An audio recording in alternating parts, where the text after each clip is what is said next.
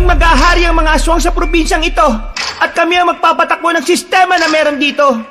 Mas magiging mataas kami sa mga tao. Yun ang realidad. Anong akala mo sa akin, tanga? Hindi ako ipinanganak kahapon, iho. Ibigay mo sa akin ang itim na kristal.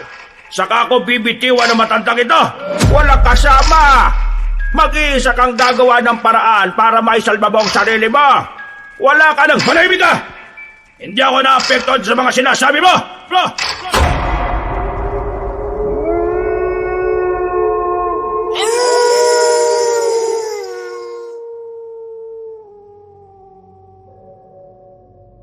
Ang kasaysayan ay parte ng nakaraan na nagsisilbing alaala ng isang mahalagang pangyayari sa ating buhay.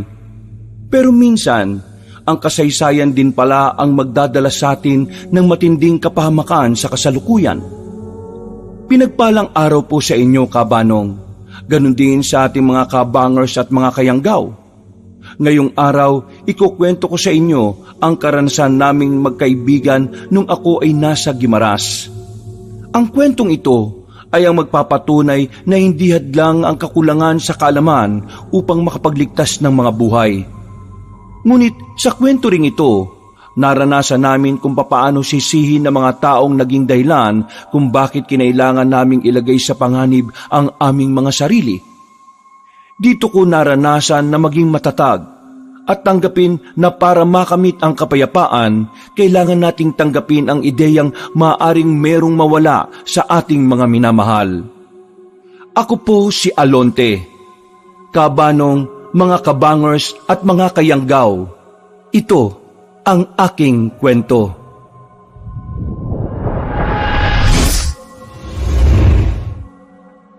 Bago nga pala magsimula ang ating kwento, sana'y mapindot nyo muna ang subscribe button at ang notification bell para lagi kayong nanonotify pag may bago tayong mga kwento. At huwag nyo rin kalilimutan mag-like at comment. Napakalaking tulong po ito sa ating channel para mas makapagatid pa kami sa inyo ng mga magaganda at mga nakakapangilabot na mga kwento. At ngayon, sa ating pagpapatuloy. Ha? Hotdog? Kung makapagsalita ka naman sa akin, akala mo naman kung sino ka magaling. Nagkaroon ka lang ng kaunting pera akala mo na kung sino ka. Nanay mo pa rin ako, bando! Huwag mo akong ginaganyan, ha? Pinagsasabi mo dyan matanda ka. Hindi naman ako nagyayabang Ang sinasabi ko, sana kasi inuutusan mo rin magtrabaho yung iba mong anak para may nahihingang kang iba. Hindi ka na talaga makakaisa sa akin, ma. Mula nang lokohin mo ako at gastusin mo sa walang kakwenta-kwenta yung perang pinaghirapan ko, wala ka nang aasahan sa akin. Siguro kaya ganyan na ang ugali mo kasi dahil dyan sa mga kaibigan mong yan. Masamang impluensya mga yan sa'yo Palibasa kasi mga wala ng pamilya mga yan kaya hindi nila alam ang pakiramdam na magkaroon ng pamilya. Huwag mo silang idadamay rito. Wala silang kinalaman dito. Pinagsasabi mong masamang impluensya. Yung dalawang yan pa nga ang nagsasabi sa akin na magtrabaho ako para mabigyan ko kayo ng pera Huwag nyo silang habakin dito Mas may ambag pa nga mga yan sa buhay ko kaysa sa inyo. Ba't wala ka talagang utang na loob kahit na kailan? Kapag sa ibang tao, ang bilis mong magbigay. Kasi yung ibang tao, ang bilis din nilang damayan ako kapag kailangan ko sila. Kayo, may halaga lang naman ako sa inyo kapag may pera ako Nakadiskarte lang ako ng pera. Akala mo kung sino na ako mayaman, hihingi ka na kagad ng 1,000. Anong akala mo? Akin yung kumpanya na pinasukan ko? Umi-extra nga lang din ako dun Extra? Kasi hindi ka nagtapos ng pag-aaral mo. Kaya ngayon, wala kang magandang trabaho. Kapal na ba ng mukha mong isumbat sa akin yan? Baka nakakalimutan mong, kaya hindi ako nakapagtapos kasi umalis kayo ni Papa at naghiwalay. Ilang buwan nang nawala. Ako nagtrabaho dito sa bahay para magkaroon tayo ng pagkain. Ginawa ko yung kahit na nagtatrabaho ako. At alam mo anong nangyari? Nawalan na ako ng ganang pumasok. Kasi madalas pa akong hindi nakakapasok sa school kaysa maligo dahil sa kakatrabaho ko. Wala kang kwentang ina! Wala kayong kwentang magulang! Obligasyon yung bigyan kami ng magandang buhay noon Pero wala kayong naibigay kahit kaunti. Tapos ngayon magtataka ka kung bakit ganito ang buhay ko. Ang kapal naman ang mukha mo! Pre, tama na yan. Hindi pre, nakakapuno na eh. Ako na yung palaging lumalabas na masama kapag hindi ako nagbibigay ng pera. Ang alam ng mga kapitbahay tuloy, madamot ako. Sirang-sira na ako sa mga tao dahil dito sa matandang to eh. Hay, ang sakit mo naman magsalita. Kung alam ko lang na gaganyanin mo ako. Eh di sana ano? Sana pinalaglag mo na lang ako nung nandyan pa ako sa tiyan mo. Sana nga eh no, para hindi ganitong buhay ang dinatnang ko. Para hindi ikaw ang naging nanay ko. Uy, pre. Noong mga sandaling yun, Kabanong, tuluyan ang naiyak si Aling Pepang. Si Bando naman ay nagpupuyo sa galit. Pinagsisisipahan niya ang mga balde sa bakuran nila. Pinagbababasag niya ang mga bote. Ramdam namin ang galit ni Bando. Hindi ko rin naman siya masisisi noon. Punong-puno na siya. At kahit na anong gawin niya para sa pamilya niya, mababa pa rin ang tingin sa kanya ng mga kapatid niya, lalong-lalo na ng kanyang ina. Siya lang kasi ang madalas na naghahanap at dumidiskarte ng pera sa kanila. Yung mas matatanda sa kanya, magbabanat lang ng buto kung kailan nila gusto. Inalis na lang muna namin si Bando roon. Dinala namin siya sa bilyaran para kahit papaano may iba naman ang atensyon niya. Pasensya na kayo kanina ah. Nakakaya na pati kayo. Dinamay pa ng magaling kong nanay. Wisit na matanda yun. Hindi pa mamatay-matay eh. Uy, pre, huwag ka naman ganyan. O bakit? Kasi nanay ko rin naman yon. Hindi naman yun ang punto ko. Hindi ka naman kasi namin nakilalang ganyan eh. Kahit kailan, hindi mo hiniling ang kapahamakan at kamatayan ng iba, pre. Tama si Tonyo. Masama yung pre. Kaya wag ganun. Ay naku, ewan ko. Mula nang gaguhin nila ako sa bahay, parang nawalan na ako ng galang at awa sa kanila eh. Alam mo yung pakiramdam na wala na akong nararamdaman? Parang ayos lang sa akin na mamatay silang lahat sa gutom. Kasalanan ko rin kasi. Sinanay ko sila na ako ang umaako ng lahat. Langya, bunso ako. Ang daming mas matanda sa akin na walang ibang ginagawa kundi magpalaki lang ng bayag. Hindi ka naman namin masisisi kung nararamdaman mo yung ganyan. Kahit naman sino mapapagod eh. Ang gusto lang namin, sana, hindi mo baguhin ang sarili mo. Huwag kang maging masama. Basta, nakakapagod na talaga eh. Anong gagawin mo ngayon? Ayoko muna umuwi sa bahay. Nakakairitang makita yung mga mukha nila. Gusto mo, sumama ka muna sa amin ni Tonyo na maglako ng tahong bukas ng umaga. Ayos lang ba yan? Wala akong alam sa ganyan eh. Oo naman. Hindi ka naman namin uutusan, ano ka ba? Kahit na papaano, naging kalmado na rin si Bando. Dinaan na lang namin sa laro at pagkain ng paborito naming pares. Bandang 10:00 ng gabi, nagpaalam na sa amin si Bando.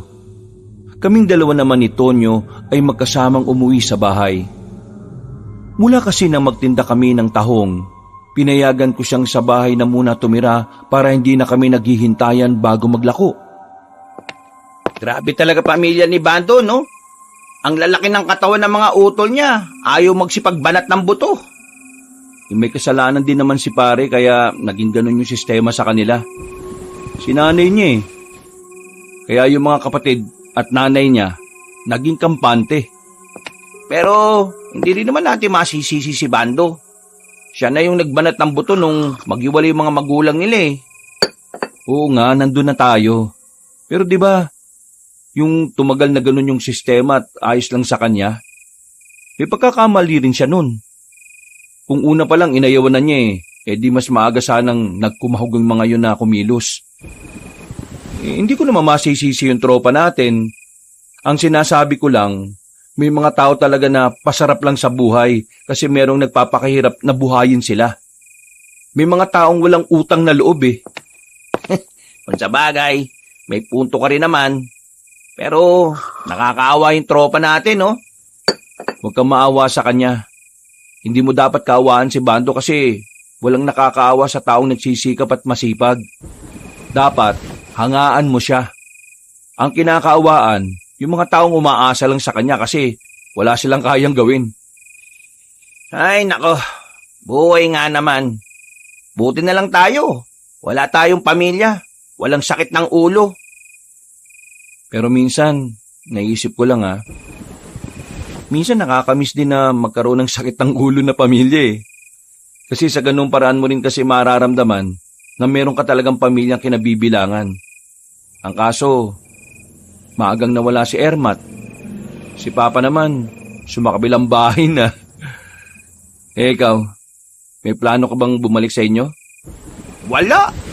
Ba't ako babalik sa bahay na hindi na ako kinikilala? Malay mo naman, maayos na. Hindi na maayos yun, pre. Malaking sugat ang nagawa nila sa akin. Hindi ko makakalimutan na mas pinili nila yung mga sarili nila kaysa sa pag-aaral ko. Kaya, bahala sila. Ay teka, maiba na tayo. Bukas nga pala, agahan mo ang gising ha. Maaga tayong aalis. Kasama natin si Bando kaya samantalahin na nating marami tayong ilalako. Gagamitin natin mukha ni Bando para makarami tayo ng benta. Oy, bakit? Wapo rin naman tayo, pre, Oo nga, pero sawang-sawa na sila sa pagmumukha natin eh. Pansabagay. Matapos ang sadaling pag-uusap, ay naghanda na rin kami sa pagtulog.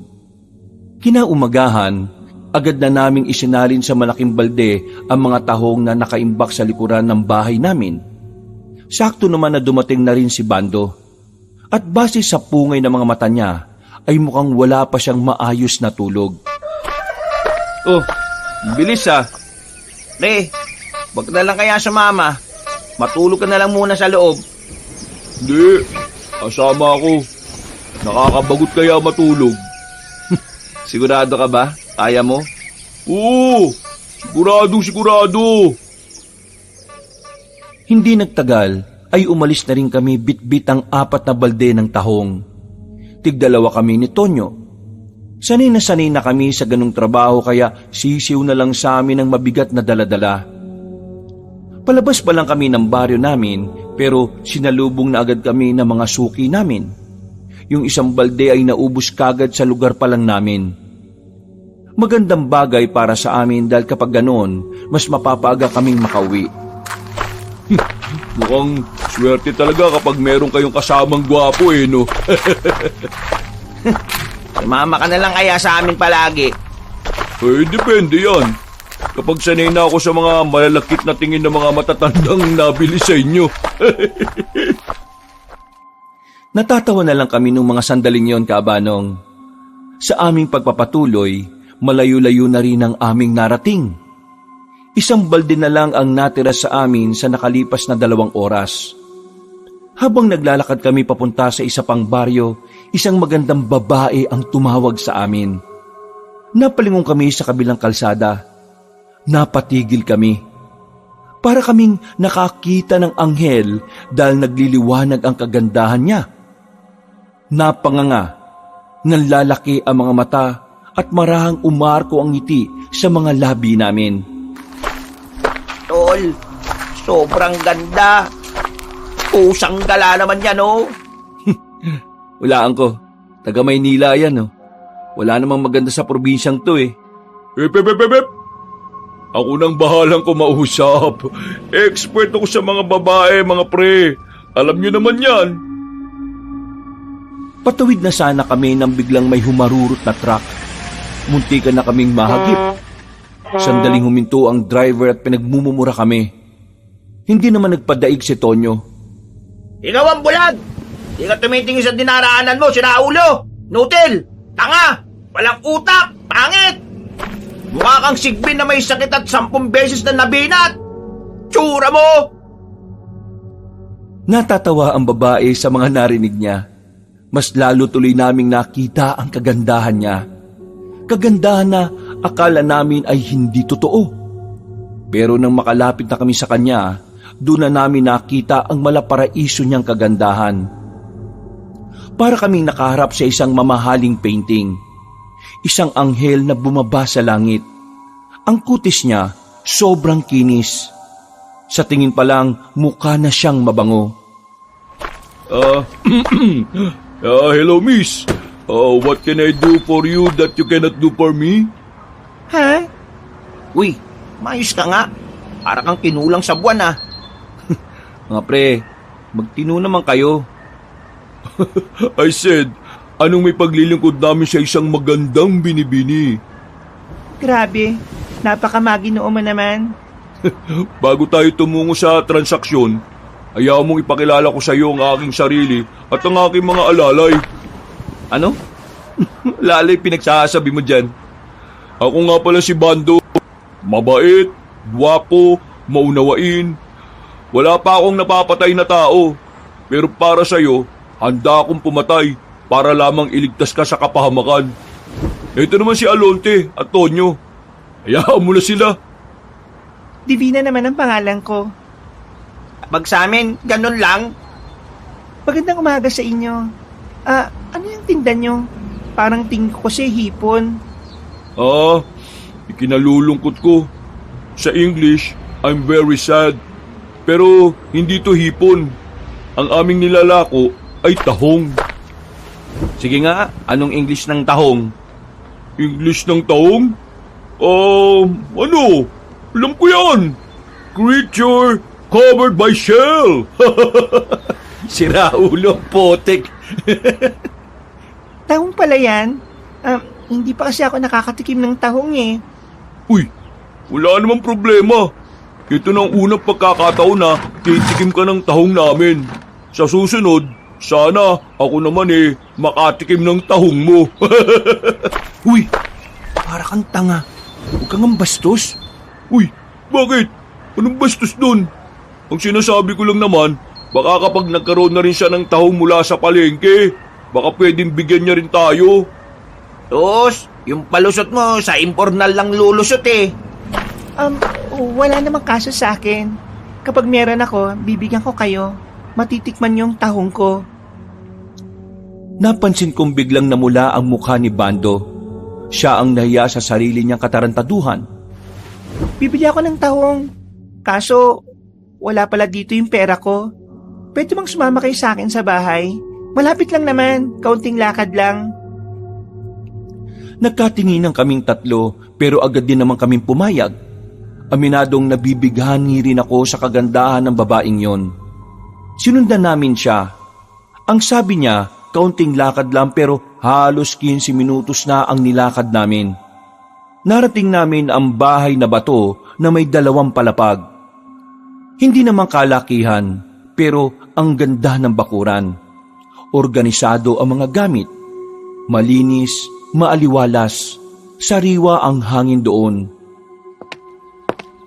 Matanong ko lang, miss, wala kayong kuryente dito? Wala eh. Pero di ba may nauuso ngayon? Yung tinatawag nilang yung tinatapat lang sa sinag ng araw? Solar panel. Ayun, oo nga. Nandun sa bubungan namin.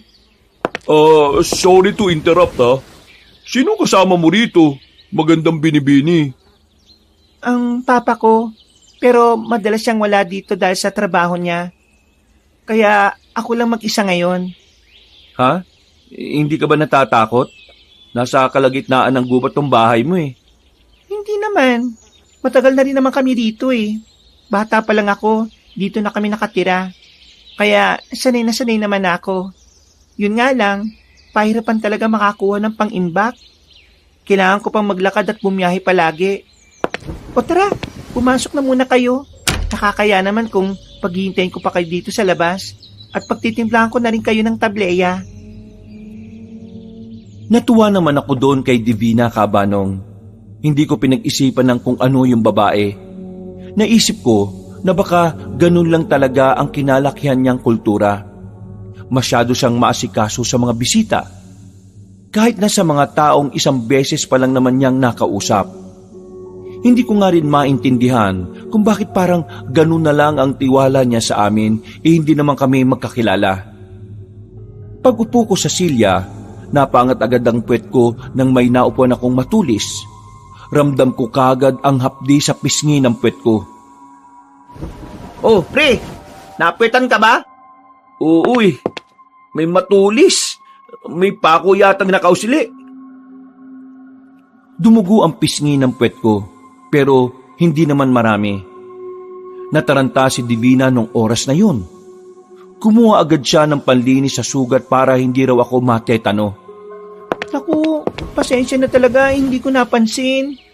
Hindi, ayos lang. Hindi naman gaano masakit pero kailangan ko lang linisin. Nasa ba yung banyo nyo? Lilinisan ko lang yung sugat. Sa labas pa sa may gilid ng bahay namin sa kaliwa. Tonyo, samahan mo ko. Tulungan mo ko. Anong gagawin ko? Ikaw maglinis ng sugat ko sa puwet. Hindi ko makikita Kumakamot ulo na lang si Tonyo noong mga oras na yon. Pagdating namin ng banyo ay agad na akong naghubad ng short. Nakabrief na lang ako at habang si Tonyo naman ay nakaluhod sa likuran ko. Nang simulan na niya ang paglilinis, doon ko lang naramdaman ng husto ang hapdi. Aray, hapdi. Teka, wag kang gumalaw. Ang hapdi, pre. Ganyan naman talaga Parang mauutot ako sa sobrang hapdi, pre. Uy, wag kang uutot, sinasabi ko sa'yo. Ay, wisit ka talaga. Ang baho. Baala ka na nga dyan, pre. Pambirang utot yan, Mas mabaho pa sa nabubulok na tahong Tawang-tawa ako noon, Kabanong. Hindi yun ang unang beses na naututan ko siya sa muka. Pero bakas pa rin kay Tonyo ang trauma dahil sa nakakamatay na amoy ng utot ko. Matapos yon, binigay na rin namin kay Divina ang binili niyang tahong. Nainom na rin namin ang tableya na ginawa niya. Masarap. Malinamnam ang pagkakatamis. Bumabagay ang tableya sa kagandahan niya. Maraming salamat talaga at dahil sa inyo, hindi ko na kailangang umalis para makabili ng lulutuin. Basta para sa'yo, magandang binibini. Lahat ay hahamakin. Makuha ka lang. Grabe, makuha ka agad. Biro lang. Baka kiligin ka kapag nagseryoso ang kagaya ko Uy, ama na nga yan. Walang kwenta na yung pinagsasabi mo Divina, maraming salamat sa pagbili mo ng tawang O paano? Aalis na kami. Hanggang sa susunod ulit. Ngumiti sa amin ng malapad si Divina. Napangiti na lang din kami sa kanya. Parang napawi ang pagod namin dahil sa kagandahan niya. Nung oras na yon, hindi mawala-wala ang ngiti ni Bando sa mukha niya. Wala siyang bukang bibig kundi si Divina. Kaya alam na namin ni Tonyo na sa aming tatlo, siya talaga ang pinaka may interes sa babaeng yon. Kaya napagdesisyonan naming hayaan na lang siya. Ayaw din naman kasi namin na magkaroon pa ng tampuhan sa tropa. Parang ginanaan ako mabuhay ngayon Oo na, alam na namin na gusto mo si Divina. Ikaw na pumorma, kapatid. Yan ang gusto ko sa inyo Marunong makiramdam Paano hindi kami makakaramdam Kitang-kita naman sa pagmumukha mo. Bukas na bukas, pagtapos ng extra ng trabaho ko, pupunta ko kagad si Divina. Ano? Manliligaw ka na kagad? Ba syempre, ano pa bang dapat gawin kapag may magandang babae? Di ligawan, bakuran, dahil baka makakuha pa ng iba. Pre, nakita mo naman, matinong babae si Divina Taong bahay lang. Baka naman birahin mo lang yung tao tapos magsawa ka na kaagad iwanan mo. Pare naman, alam ko naman yun. Ginagala ko si Divina Hindi siya kagaya ng iba na kalad ka rin. Irerespeto ko ang kanyang pagkababae. Kasi alam niyo kung bakit. Si Divina, yung tipo ng babae na hinaharap muna sa altar bago sinasabak sa digmaan. Mas maganda ng malinaw. Kilala mo naman kami. Hindi ka namin kukonsintihin sa mga mali mong pananaw. Pero tingin mo, papasa kaya ako kay Divina? Hindi natin malalaman yan kung hindi mo susubukan. Papasa ka dyan, kung talagang totoong pinapakita mo. Tingin ko naman si Divina, hindi naman siya maarte. Magpakatotoo ka lang. Tatanggapin ka na niya. Maraming salamat sa mga sinasabi nyo, ha. Lumalakas tuloy lalo yung loob ko, eh. Nang makauwi na kami sa aming baryo, wala nang natira sa mga tahong. Habang naglalakad, nakasalubong namin si Aling Pepang, ang nanay ni Bando. Kinabahan kami kasi baka mag-away na naman silang dalawa. Pero tiningnan lang siya ng mama niya. Pre, iika-ika maglakad mama mo, ah. Puntahan mo kaya muna. Pre, alam kong galit ka sa mama mo. Pero sa inyong magkakapatid, ikaw lang yung kahit papano may pakialam sa mama mo eh. Hindi siya iniintindi ng mga kapatid mo. Sige na, kausapin mo na. Hindi naman namin sinasabi na magbati kayo. Alalayan mo lang. Baka mamaya biglang matumba. Talaga, oh. Sige na nga. Nilingon pa namin si Bando nang malapitan na niya ang nanay niya. Nakahinga na kami ng maluwag nang makita naming hindi sila nagsagutan. Himalang may nahon silang nag-usap. Buti naman at walang nagsigawan. Alam mo, mahal ni Bando ang mama niya. Mahal din naman siya ni Aling Pepang eh. Sadyang mataas lang ang mga pride nila. Wala ni isa sa kanila ang gustong umamin ng mga pagkakamali nila sa buhay. Napapailing na lamang ako, Kabanong, at pinagpatuloy na lang namin ang paglalakad. Pag-uwi namin ay agad na kaming nagluto ng para sa tanghalian. Naging maayos naman ang mga sandali namin. Nakaramdam kami ng antok matapos kumain. Nang makatulog si Tonyo, palihim akong nagtungo sa silong ng bahay namin. Merong sikretong pintuan doon at merong hagdanan pababa. Mula nang tumira sa akin si Tonyo, hindi ko pa yun sinasabi sa kanya. Ang underground kasi na yon ay isang sikretong lugar ng lolo ko. Meron siyang tinatago doon na kahit ako, hindi ko alam kung ano. Basta nung bago siya mamatay, sinabi niya sa akin na kahit na kailan, walang makakaalam ng lugar na yon, kundi ako lang. Hindi ko alam kung bakit, hindi ko alam kung ano ang iniingatan niya roon. Natakot lang ako sa huling sinabi niya noon na kapag nawala roon ng bagay na dapat naroon lang, maraming mapapahamak. Binuksan ko ang ilaw sa ilalim, Kabanong. Nang maging maliwanag na, nakita ko kaagad ang larawan ni Lolo na nakadikit sa pader. Sa gilid, naroon naman ang mga kagamitan niya. Mga simpleng damit lang na pang sinauna. Pati na rin mga itak na ginagamit niya noon sa pagsasaka. Lo, hindi ko alam kung anong meron dito. Pero huwag ka mag-alala. Iingatan ko to palagi. Ano to? Kinabahan ako nang marinig ko ang boses ni Tonyo. Akala ko tulog siya kaya hindi ko inaasahan na susunod siya sa akin. Hindi na ako makagawa pang magpalusot ng mga sandaling yon. Sinabi ko na rin sa kanya para maintindihan niya na sikretong lugar yon ng lolo ko. Pre, ngayon ko lang sasabihin sa iyo to ha. Bawal kasi talaga base sa lolo ko. Pero mapagkakatiwalaan naman kita eh. Kaya siguro dapat alam mo rin. Pre, hindi ko talaga alam kung anong meron dito eh. Pero kailangan ko raw itong itago sa mga tao. Kaya ba, tinanggihan mo yung malaking offer ng negosyante nung nakaraan para bilhin tong lupa nyo? Oo, ito ang dahilan. Pero hanggang ngayon, blanco pa rin sa utak ko yung lahat. Si Lolo naman kasi, hindi man lang sinabi sa akin kung bakit bago man lang siya nawala, di ba? Di sana, hindi sumasakit ang ulo ko kakaisip ngayon. Base sa kwento mo, mukhang may hiwaga rito, pre. Hiwaga? Paanong hiwaga? Yung lolo mo ba, hindi ba siya naging miyembro ng mga kulto-kulto na yan?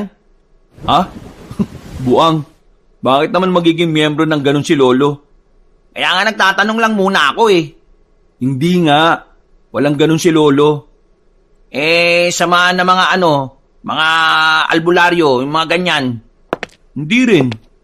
Sa tagal namin magkakasama sa iisang bahay nun, hindi ko siya napansin na kasali si Lolo dun. Basta, tipikal na matanda lang din naman siya. Ayun lang. Malabo mo talaga malaman kung anong meron dito. Ang papa mo ba? Alam ba niya to?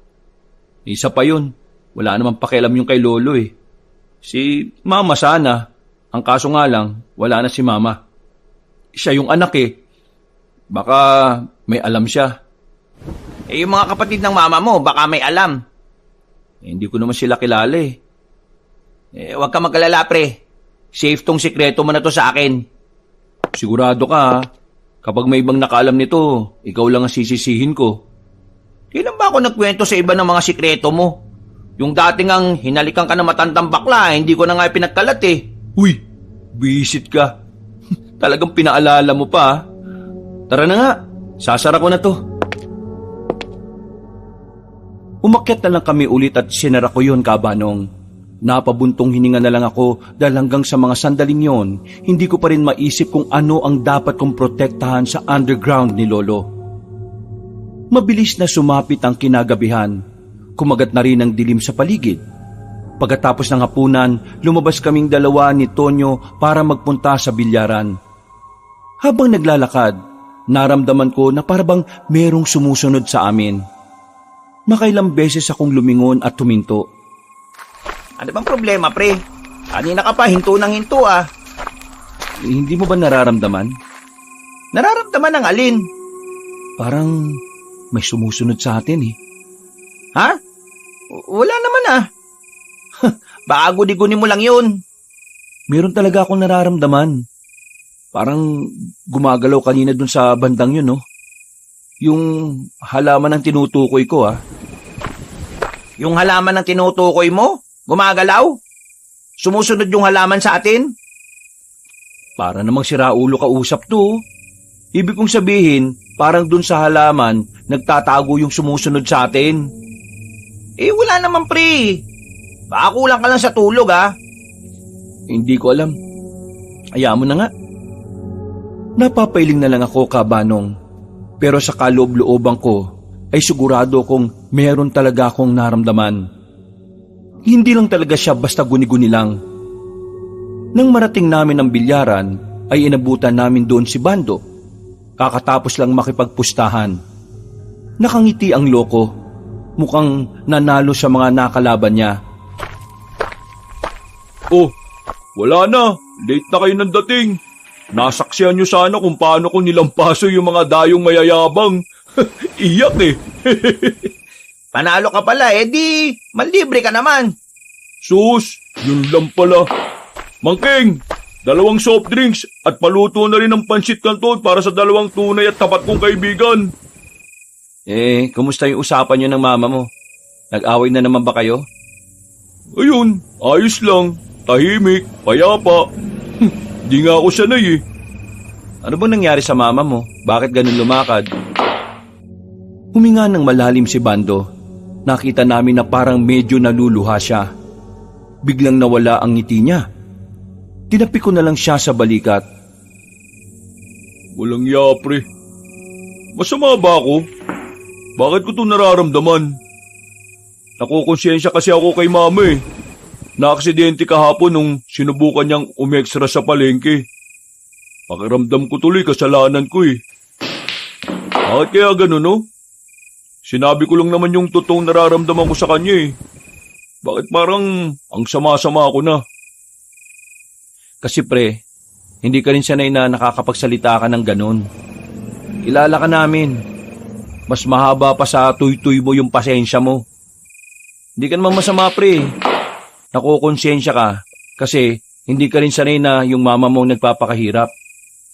Pero kasi pre, matanda na mama mo eh.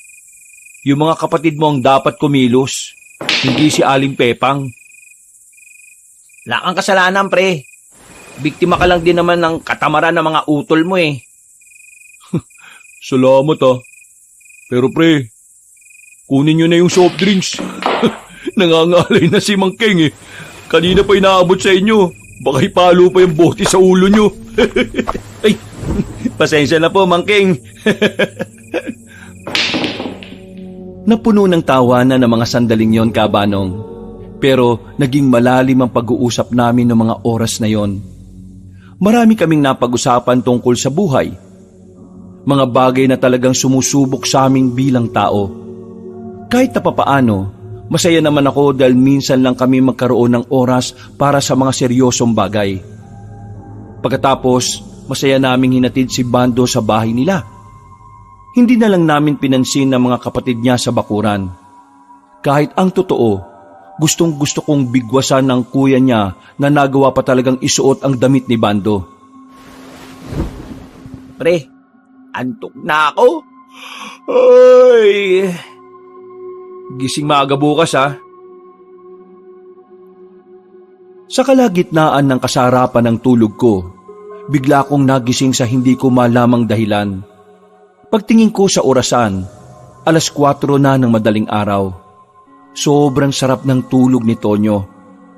Sinubukan ko namang makabalik sa tulog, pero hindi ko alam kung bakit parang tinakasan ako ng antok. Bumangon na lang ako at pumunta sa likod bahay para sana kumuha ng mga tuyong kahoy. Napalingon ako sa silong namin. Namulagat ang mga mata ko nang makitang parang may liwanag na nanggaling mula sa loob ng underground. Nagmamadali akong bumalik sa bahay para kunin ang susi. Binuksan ko yon at agad na bumaba. Pero wala na ang liwanag na nakikita ko nung una. Pinaliwanag ko ang kwarto. Sinuyod ko ng tingin ang paligid nito. Sinubukan kong hanapin kung alin sa mga gamit na naroon ang nagliwanag. Pero bigo akong mahanap yon. Pagbihira naman oh. Kanina may liwanag. Tapos nang bumaba ako nawala. Anong kalukuhan to?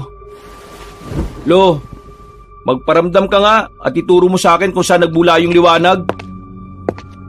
Sandali akong nanahimik habanong, pero wala namang nagparamdam. Napabuntong hininga na lang ako. Sabay upo na nasa gilid na upuan. Ay nako, mamaya guni-guni ko lang talaga yun. Muli kong isinara ang underground ni Lolo. Iiling-iling akong bumalik sa bahay. Hindi ako nakatulog. Inabot na ako ng umaga kakahintay kung may magliliwanag ulit sa ilalim ng silong. Dakong 6:00, ginising ko na si Tonyo. Dala ang mga balde namin. Pinuntahan namin ang supplier namin ng tahong. Hindi naman yung kalayuan sa baryo namin kaya nakarating kagad kami. Pagkatapos, rekta agad kami sa paglalako. Pansamantalang nawala sa isipan ko ang nakita ko sa silong. Itinuon ko na lang ang atensyon ko sa paglalako ng tinda naming tahong. Maayos naman ang bentahan namin ng mga oras na yon. Wala pang hapon, paubos na agad ang daladala namin. Nang maalala namin si Divina, pinuntahan namin ang bahay niya para bentahan siya ng tahong. Pagdating namin doon, nakita agad namin si Bando at Divina na nasa bakuran. Nakangiti silang nag-uusap. Para bang sobrang tagal na nilang magkakilala base sa lapit ng mukha nila sa isa't isa. Oh, mga pare! Wow! Sakto dating nyo! Nagmo-moment kami! Oh, may dala pa kayong tahong? Oo, nagdala kami ng tahong para sa'yo, Divina. Naisip kasi namin, bago gusto mong bumili. Hindi namin inaasahan na nandito palang kaibigan namin. Nagpunta siya dito. Siyempre, tinanggap ko siya. Kasi mabait naman si Bando eh. Maginoo talaga namang may pagpapahalaga sa mga babae. Nako, kunwari lang yan. May sinasabi ka, Tonyo? Ha? Oh, wala. Sabi ko, para sa'yo na yung itinira naming mga tahong. O sige na, pasok kayo. Bawa, bahay mo? Pumasok kami sa bakuran matapos makuha ni Divina ang tahong. Pinaupo niya kami ulit. Pero bago ko umupo, tiningnan ko muna kung may nakausli ulit na pako. Nakahinga ako ng maluwag nang mapagtantong ligtas na ang pisngi ng aking puwet. Habang nagsasalita si Bando, napapansin ko na ilang beses nang patingin-tingin sa akin si Divina. Nakakaramdam na ako ng pagkailang nung oras na yun. Parang kakaiba kasi ang kahulugan ng tingin niya sa akin. Kaya ang ginawa ko, niyaya ko na kagad si Tonyo na umuwi. Iniwan na namin si Bando roon. O pre, bakit ka ba nagmamadali? Ararating lang natin ah. Hayaan na natin sila ron. Nagmo-moment nga yung dalawa eh, pasira ka. Kilala kita pre. Tingnan mo mukha mo oh. Di ka komportable. Bakit ba? Anong meron? Hindi ko alam eh. Yung tingin sa akin ni Divina pre, parang ano eh. Parang basta. Ano nga? Kakaiba. Malagkit. Kumakagat labi pa nga minsan eh. Para akong para niya akong inaakit pre. Putya. Baka ikaw trip ni Divina pre. Hindi nga pwede. Alam mo naman na gustong-gusto ni paring Bando yung babaeng yun. Anong magagawa ni Bando kung talagang ikaw yung gusto ng tahong ni Divina? Magtigil ka nga. Hindi ko siya papatulan, no? Baka magkasira pa kami ni Bando. Hindi na tayo babalik doon, pre, ha? Ayaw ko na magkaroon ng... Umamin ka nga. Gusto mo rin, no? Hindi nga. Wala akong gusto. Pero hindi ko maintindihan, pre. Kaninang nakita ko kung paano niya ako tingnan. Parang ayaw na niyang mawala sa utak ko. Oo, di gusto mo nga. Hindi nga yung pre. Basta, ang gulo eh. Pero kung talagang sinasabi mong wala ka talagang balak patulan si Divina, di sige. Mas maganda yan. Alam naman natin na kaligayahan ni Bando yung babaeng yun eh. Bumuntong hininga na lang ako, Kabanong, hanggang sa makabalik na kami sa bahay. Patuloy pa rin gumugulo sa isipan ko si Divina. Kahit na anong gawin ko, hindi na siya mawala-wala sa isipan ko. Sinubukan ko na rin magbasa-basa ng mga magazine na may bold, pero si Divina pa rin ang naiisip ko. Hindi ko alam kung bakit, pero tingin ko parang kailangan ko siyang makausap ng kami lang. Makalipas ang ilang araw, hindi na kami dumaan sa bahay ni Divina kapag naglalako na kami ng tahong. Diretso uwi na kami at hinahayaan na namin si Bando. Pero sadyang ang panahon na mismo ang nagbibigay ng dahilan para mas lalo akong maguluhan. Pre, basahin mo tong headline sa dyaryo oh. O bakit? Ano bang meron? Basahin mo na lang. Isang lalaki na pauwi na sana sa bahay ang kamuntikan ng madukot ng aswang. Ha? Ano yan? Totoo ba yung balitang yan, pre? Bakit? Hindi ka ba naniniwala sa aswang?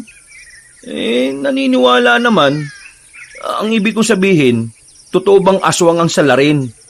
Minsan kasi yung mga balita sa mga dyaryo gawa-gawa lang eh. Sa bayan ko to binili. Malamang legit to. Kung totoo yan, di may mga aswang na pala dito. Akala ko ba, sabi ng mga ninuno ng mga unang taga rito matagal nang walang aswang dito sa Guimaras. Bakit ako tinatanong mo? Wala akong alam dyan, oh. Basta ako, naniniwala ako may aswang. Ha? Sige na, buksan mo. Baka yung bayad na ni Aling Puring yun. Ang aga-aga pa. Hindi pa magbabayad yun. Buksan mo na rin kung sino man niyang nakatok. Uy, Divina! Nang makita ko si Divina sa labas ng pintuan, napatayo agad ako. Napainom ako ng tubig at saka nasamid.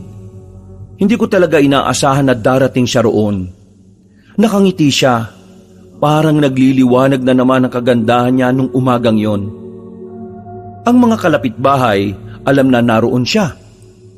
Nakatingin na para bang namamangha sa ganda niya. Divina, anong ginagawa mo rito? Masama bang dumalaw sa mga bago kong kaibigan? Ha? Hindi naman. Pero paano mo kami natuntun dito? Hindi na mahalaga yon. Ang mahalaga ngayon, patitikimin kita ng tahong ko. Ano? Patitikiman mo siya ng ano mo? Ng tahong ko. Masarap ang tahong ko. Sobrang sarap. Ito, bagong luto ko pa. Naku, nag-abala ka pa para dyan. Oo, kasi si Bando, natikman na niya ang tahong ko. Pero ikaw, hindi pa. Paano naman ako? Hindi ako pwedeng pumasok. Ayos, hindi ako pinansin. Sige, pasok ka. Maupo ka. Uy, teka lang. Divina, kausapin ko lang kaibigan ko ha. Hinila ko ni Tonyo palabas ng bahay namin. Dinala niya ako sa bakuran at doon ay parang nag-aalala siya sa nangyayari. Alam namin pareho na kapag naalaman ni Bando na naroon si Divina, pwedeng magtampo sa amin ang lalaking yon.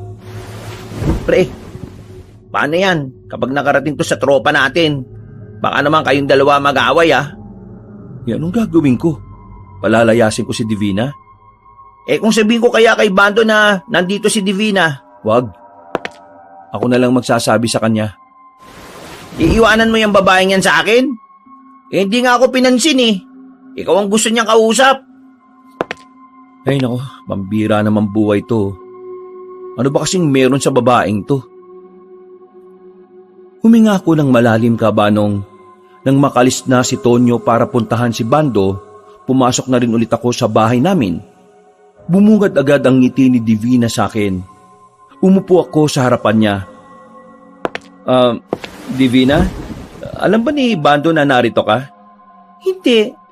Dapat ba alam niya? Oo naman. Eh di ba nililigawan ka niya? Nililigawan niya ako? Hindi naman ah. Paano hindi? Wala ba siyang sinasabi sa'yo? Wala eh. At saka, hindi ko siya gusto, Alonte. Ikaw ang gusto ko. Bigla na lang niyang hinawakan ng kamay ko, kabanong. Naramdaman ko kagad ang malambot niyang palad. Nag-init ang buong katawan ko at hindi agad ako nakapagsalita. Para akong napipi. Nakatingin lang ako sa kanya ng diretsyo. Parang nangungusap ang mga mata niya. At sa mga sandaling yon, hindi ko matukoy kung anong klaseng kaba ang nararamdaman ko. Makasalita na sana ako nang biglang nagdilim ang paningin ko. Nakaramdam ako ng matinding sakit ng ulo. Napakapit ako sa lamesa dahil mawawalan ako ng balanse. Maya-maya pa, parang biglang may nakita akong pangitain sa utak ko. Sobrang saglit lang. Pero ang imaheng nabuo sa isipan ko ay isang nakakatakot na nilalang. Matandang lalaki na halimaw ang kaanyuhan. Nasa 3 segundo lang yata ang pangitain na yon. Pagkatapos, nawalan na ako ng malay. Paggising ko, nakaiga na ako sa kwarto. Nasa gilid ko si Tonyo at Bando. Bumangon ako. Ramdam ko pa ang sakit ng ulo ko. Napaliwanag ko na kay Bando lahat. Alam na niya na wala tayong kasalanan kung bakit nandito si Divina kanina. Nasaan na si Divina? Umuwi na kanina. Sabihin ko na lang daw sa kanya kapag nasa maayos ka ng kalagayan. Pero, ano ba nangyari sa'yo kanina? Hindi ko alam eh. Hinawakan ni Divina yung kamay ko. Tapos, ayun, biglang nagdilim yung paningin ko. Tapos meron ako nakita. Wait. Nagdilim yung paningin mo pero meron kang nakita? Lukang ba to, pre? Hindi, ibig kong sabihin, parang nagkaroon ako ng pangitain. Pero sandaling-sandali lang eh. Parang mga 3 segundo lang. Ano? 3 segundong pangitain? Anong makikita mo sa ganun? Meron nga ako nakita. Mukha ng isang matandang lalaki. Nakakatakot.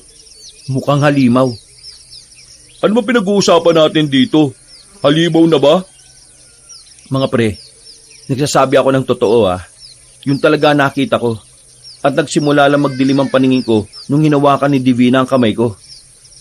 Eh anong gusto mong sabihin? Meron kakaibang kapangyarihan si Divina? Hindi ko nga rin alam mga pre. Umalis ka agad si Divina kanina eh.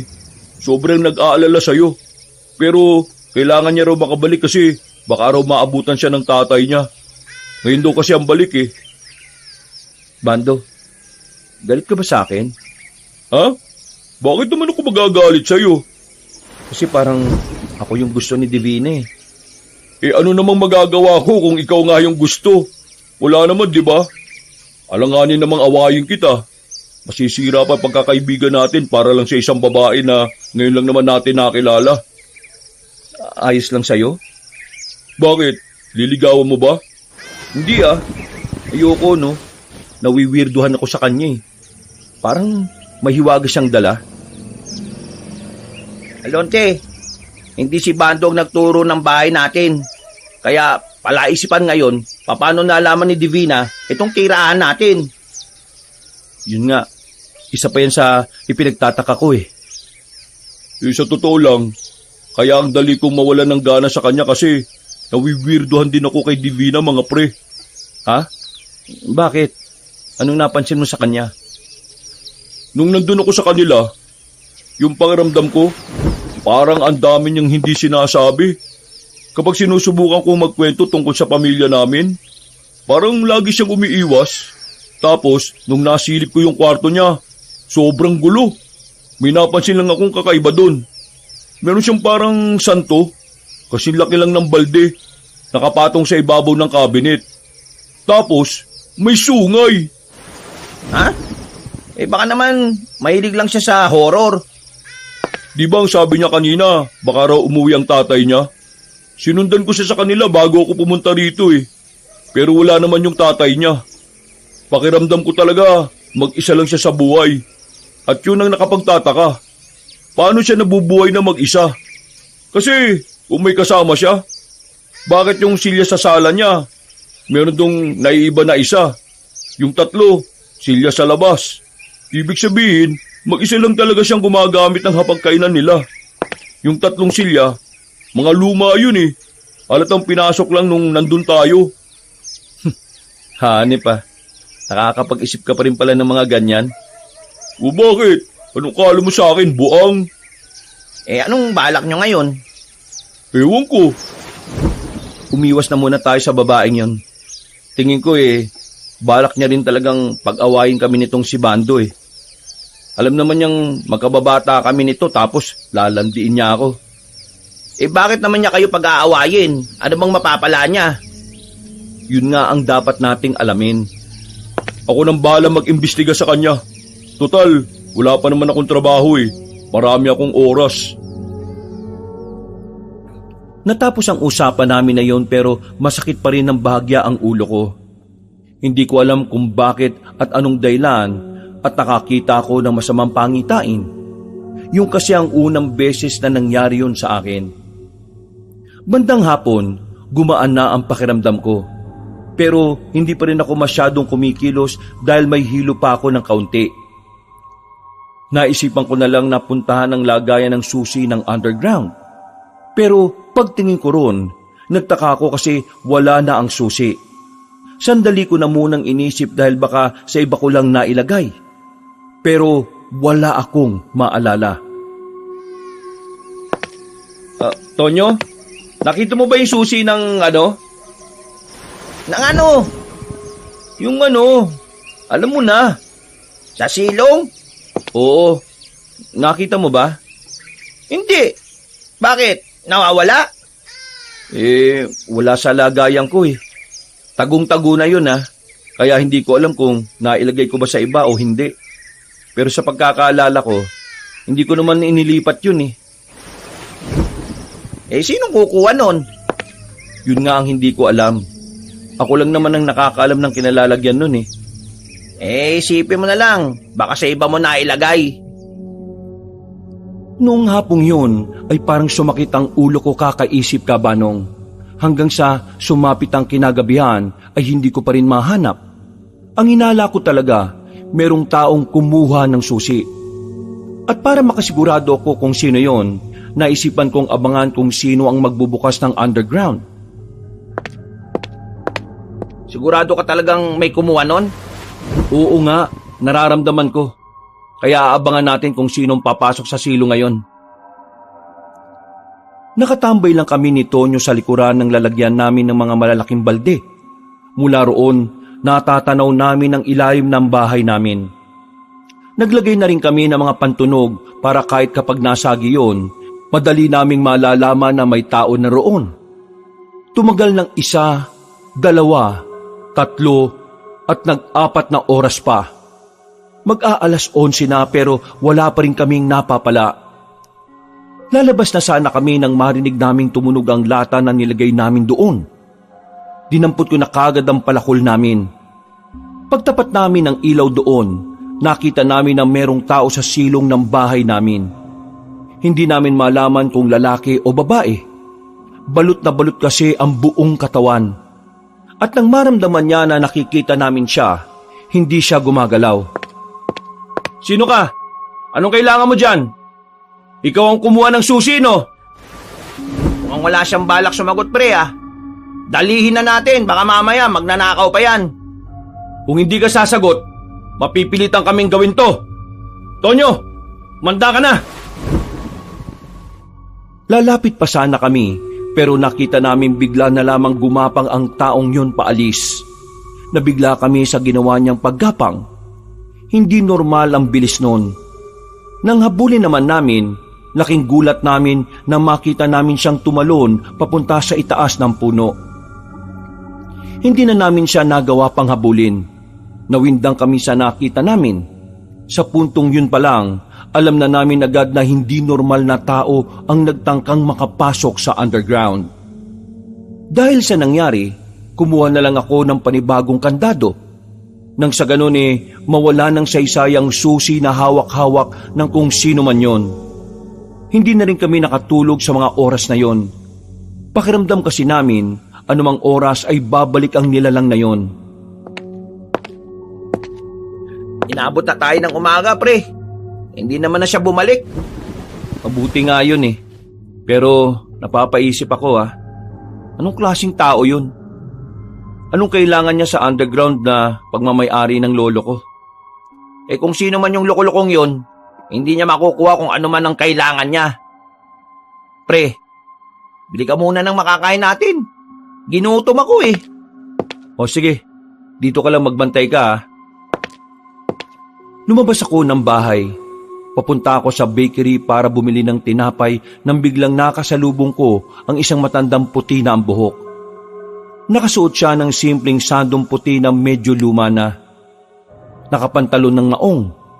Meron siyang daladalang maliit na bag na nakapulupot sa katawan niya. Nung una, akala ko wala lang. Pero tumingin siya sa akin at tumarang sa daraanan ko. Pwede ba magtanong? Teka lang, bakit kayo naninigaw? Tinatanong kita kung pwedeng magtanong. Huwag mo akong talungin. Ho? Ay, oo, pwede naman Nagtatanong na nga ho kayo Alam mo ba kung saan nakatira yung matandang si Rigor? Alam mo ba? Bakit niyo siya hinahanap? Sinabi nang huwag mo akong talungin dahil ako nagtatanong sa'yo. Lolo ko yung hinahanap niyo Ano bang kailangan niyo sa kanya? Ikaw ang apo niya. Nasaan ang bahay niya? Hindi ko sasabihin hanggat hindi mo sinasabi kung sino ka. Kaibigan ako ng lolo mo. Kaibigan? Wala siyang nabanggit sa akin na may kaibigan siyang taga-ibang lugar Ako si Eram. Magkasama kami dati sa isang samahan ng mga albularyo. Teka. Anong sinabi niyo? Hindi naman albularyo ang lolo ko Hindi naman talaga albularyo si Rigor. Pero naging alalay siya ng isang magaling na albularyo. Iho, kailangan mo makipagtulungan sa akin. Ano bang kailangan mo? At kung kaibigan ka talaga ng lolo ko, sige nga, patunayan mo. May lugar sa silong ng bahay ninyo. Ang lugar kung saan nakatago ang isang bagay na hindi pwedeng mapas sa kamay ng kasamaan. Sa sinabi niyang yon, kabanong, ay tuluyan na akong nakumbinse na matanda. Sa halip na bibili ako ng almusal namin ni Tonyo, bumalik agad ako sa bahay. Pinakilala ko siya sa kaibigan ko. Naikwento na rin namin kay Mang Eram ang tungkol sa nangyaring pagtatangka ng kung sino na nakapasok sa underground. Bumaba kami roon. Binuksan namin ang ilaw. Napapatango si Mang Eram. Umupo siya sa gilid at nagsimula siyang ipaliwanag sa amin kung ano ang nangyayari. Ako at ang lolo Rigor mo ay magkasama noon. Alalay siya ng albularyo. Habang ako naman, baguhan pa lang ako noon. Pero ang tatay mo, parang mas nauna siyang dumating kaysa sa akin sa kampo ng mga albularyo.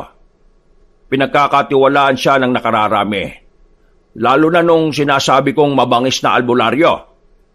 Nang mamatay ang albularyong yon dahil sa pag-atake ng mga aswang, meron siyang iniwan sa lolo mo. Isang maliit na kristal na pagmamay-ari ng mga aswang. Teka, bakit kay lolo?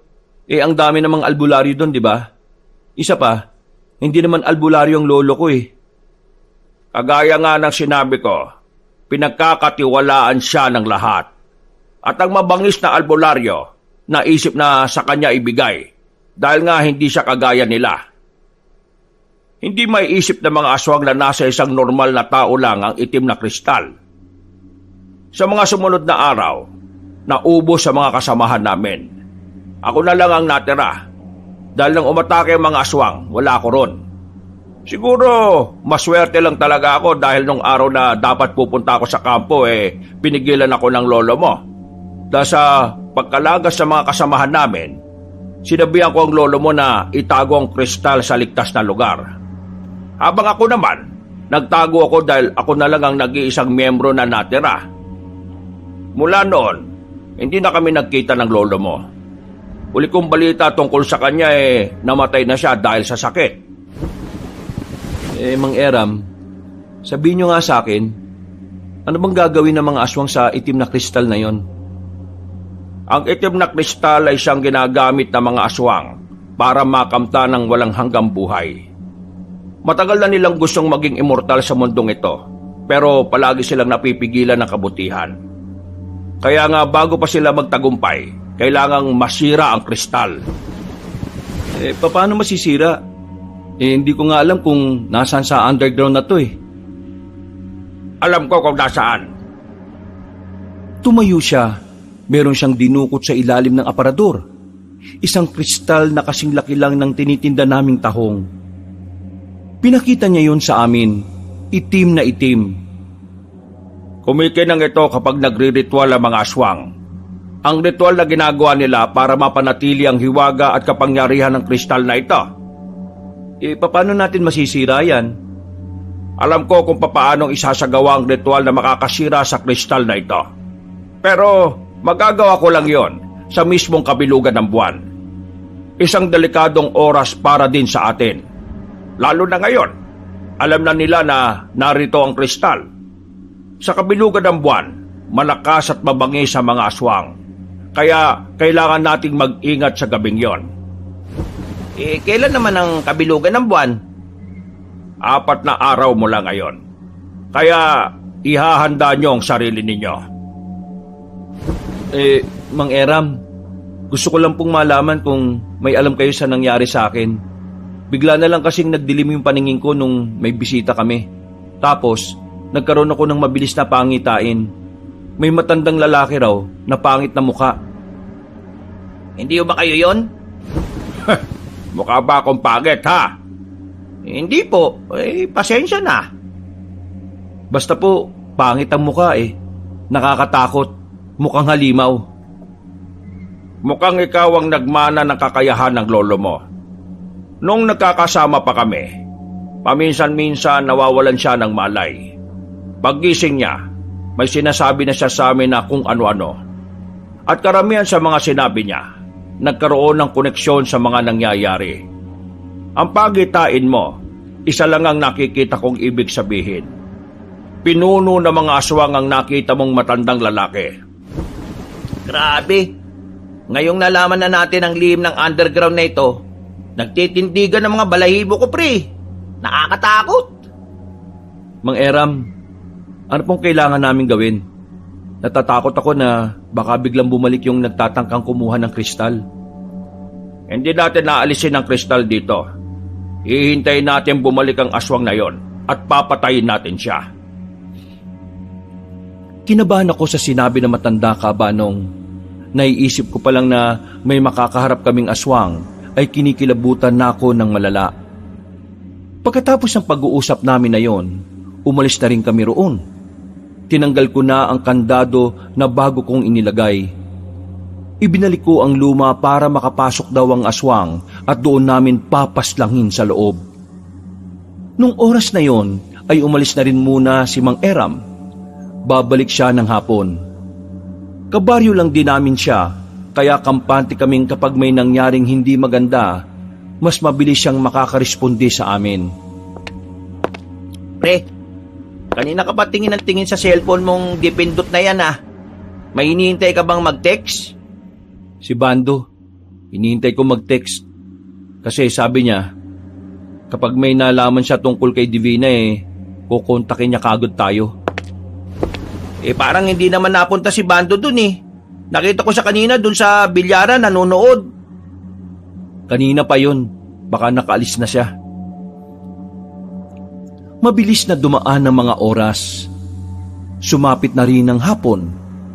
Bandang 4:00, nagulat kaming dalawa ni Tonyo nang biglang dumating na naman si Divina. May mga dala siyang prutas. Hindi na namin siya napigilan. Agad siyang pumasok sa bahay at niyakap ako ng mahigpit. Oh, bakit nandito ka na naman? Malamang, nag-aalala ako sa'yo. Hindi ba ako pwede mag-alala? Kahapon nagulat ako bigla ka nalang bumagsak. Hindi ko alam ang gagawin ko. Ayos na ako. Hindi mo na kailangan mag-alala. Kaya, pwede ka nang umuwi. Grabe ka naman. Naglakad ako ng malayo at nagdala nitong mga prutas. Tapos papalisin mo lang ako. Pre, di kaya masyado kang malupit sa kanya? Paupuin mo man lang. Pero, Oh, kaibigan mo na nagsasabi oo na. Sige na, maupo ka na. Pero mamaya umuwi ka na Paggagabi na at hindi ka pwedeng tumagal dito. Alonte, sigurado ko bang ayos ka lang? Para kasing hindi Ayos na nga ako.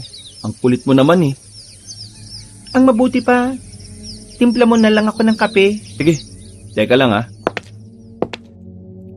Iniwan ko na muna silang dalawa ni Tonyo. Nagpunta ako sa maliit naming kusina. Napansin ko roon ang isang maliit na lalagyan ng ulam. Tahong na sinabawan ng laman nun. Yun yung ulam na binigay sa akin ni Divina nung bago ko mawala ng malay. Binuksan ko yon. Napatakip na lang ako ng ilong ng umalingasaw ang masangsang na amoy. Pero nang tumingin ako sa lalagyan, wala namang tahong doon. Ang meron lang kulay itim na sabaw tapos yung laman na hindi ko alam kung ano.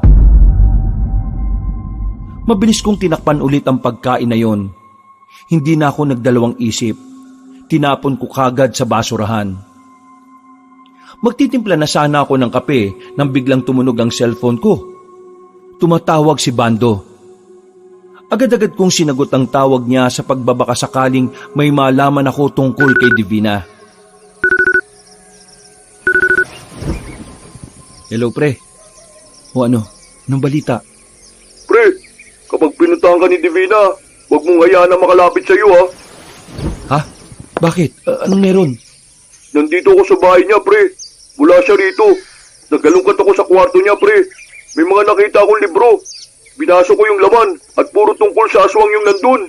May nakita rin akong picture sa loob ng cabinet niya. Larawan nila ng pamilya niya, pre. Mukha sila mga aswang, pre. Kaya kapag pinuntahan ka niya, huwag kang maniniwala sa mga sasabihin niya, Pre, Hello, pre. Nandiyan ka pa ba? pre. Nandito sa bahay si Divina. Ay, tarantado. Paalisin niyo yan dyan. Bago pa magdilim. Baka mamaya kung ano pang gawin niya sa inyo. Bigla akong pinagpawisan ng malamig kabanong. Dumaloy ang kilabot sa buong sistema ko. Pasimple akong sumilip kay Divina. Nakatingin pa siya sa akin at nakangiti. Bigla ko nalang napagtanto na baka si Divina ang kumuha ng susi ko at siya ang nagtangkang makuha ang kristal sa underground. Ano pre? Diyan ka na lang? Sandali lang. Nag-iinit pa ako ng tubig. Nung mga sandaling yon, naiisip ko na lang lasunin si Divina. Pero kinakabahan ako ng malala.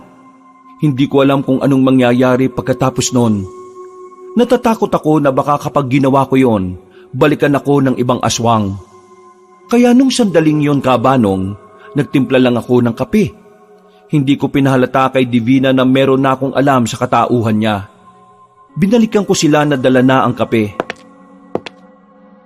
Namumutla ka, Alonte. Ayos ka lang ba? Ha? Oo. Ayos lang naman ako. Sigurado ka ba, pre? Tinitigan ko ng matagal si Tonyo. Sinusubukan ko siyang senyasan pero hindi niya talaga ako magets. Nakailang oras akong tingin ng orasan. 1 oras pa bago dumilim, kaya naman nagpanggap na lang ako na masama ang pakiramdam para umalis na rin si Divina. Oh, saan ka pupunta? Sa kwarto, hihiga. Biglang sumama ulit yung pakiramdam ko eh. Pasensya na Divina, hindi kita maasikaso. Kailangan ko lang magpahinga. Ngumiti lang si Divina at mukhang naniwala naman siya kaagad. Pagpasok ko ng kwarto ko, naramdaman ko ang panginginig ng kamay ko. Ang bilis ng tibok ng puso ko. Sa isip-isip ko, kung siya ang aswang, ibig sabihin nasa bahay siya dahil meron na naman siyang binabalak. Gusto ko sanang lumabas para hanapin si Mang Eram, pero natatakot ako na baka makahalata siya at baka yung matanda naman ang mapahamak. Kaya naman, tiniis ko na lang ang mga sandaling yon. Makalipas lang naman ng ilang minuto, umalis na rin si Divina. Agad kong hinila si Tonyo papasok ng kwarto. Nagtataka naman siya kung bakit ganun na lang ang naging reaksyon ko. Pre, ano ba nangyayari sa'yo? Kanina sabi mo, masama pakiramdam mo. Tapos ngayon, mukhang ayos ka na. Pre, si Divina. Si Divina, wala na. Nakaalis na. Bakit ba? Kanina nandito, ayaw mo namang harapin. Ngayon naman, hahanapin mo siya. Ang gulo-gulo mo naman ngayon, pre. Si Divina ang aswang. Di kung ganun, ha? Si Divina ang aswang? Tumawag sa akin si Bando. Nandun siya sa bahay ni Divina kanina. Marami siyang nalaman. Natuklasan niya ron ang tunay na katauhan ni Divina, pre. Si Divina ang aswang. Siya ang kumuha ng susi. Siya ang nagtangkang makapasok sa underground. Siya ang kukuha ng itim na kristal. Ay, gagi. Mabuti na lang hindi mo kinain yung binigay niyang tahong, pre. May nabasa ako nun eh. Kapag kinain mo yung bigay ng isang aswang, magiging aswang ka na rin daw. Isa lang ang kinababahala ko ngayon. Si Paring Bando. Sana nakaalis na siya sa bahay ni Divina. Anong balak natin? Sasabihin ba natin to kay Mang Eram? Mas magandang malaman niya kung sino ang aswang. Pero itutuloy pa rin natin ang napag-usapan. Huminga ako ng malalim. Kahit na papaano, kalmado na rin ang kalooban ko. Ilang oras lang ang lumipas, muli na namang sumapit ang kinagabihan. Bumalik na rin si Mang Eram. Sinabi na rin namin sa kanya na may alam na kami kung sino ang aswang. Nasa loob lang ng bahay si Mang Eram. Dala-dala na niya ang mga gamit niya para pumaslang ng aswang.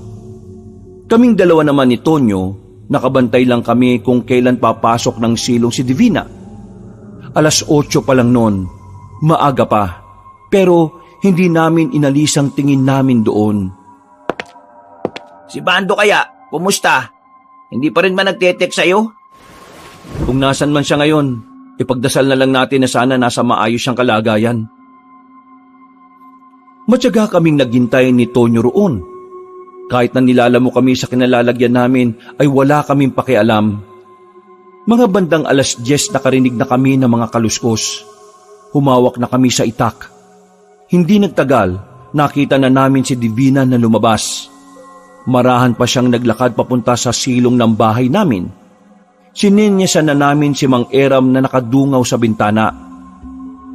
Wala na siyang sinayang na pagkakataon.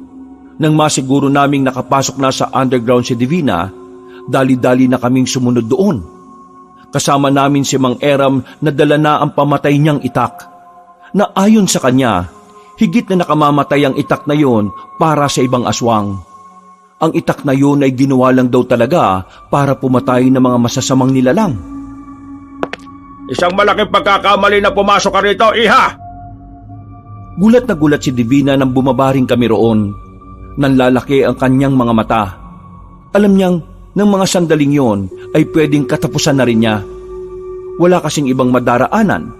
Walang ibang malulusutan, kaya walang tsansa na makatakas pa siya. Kaya naman baka sa mukha niya ang taranta. Hinahanap mo ba ang itim na kristal, aswang? Ha? Anong kristal? Huwag ka na magkaila, Divina. Alam na namin ang lihim mo.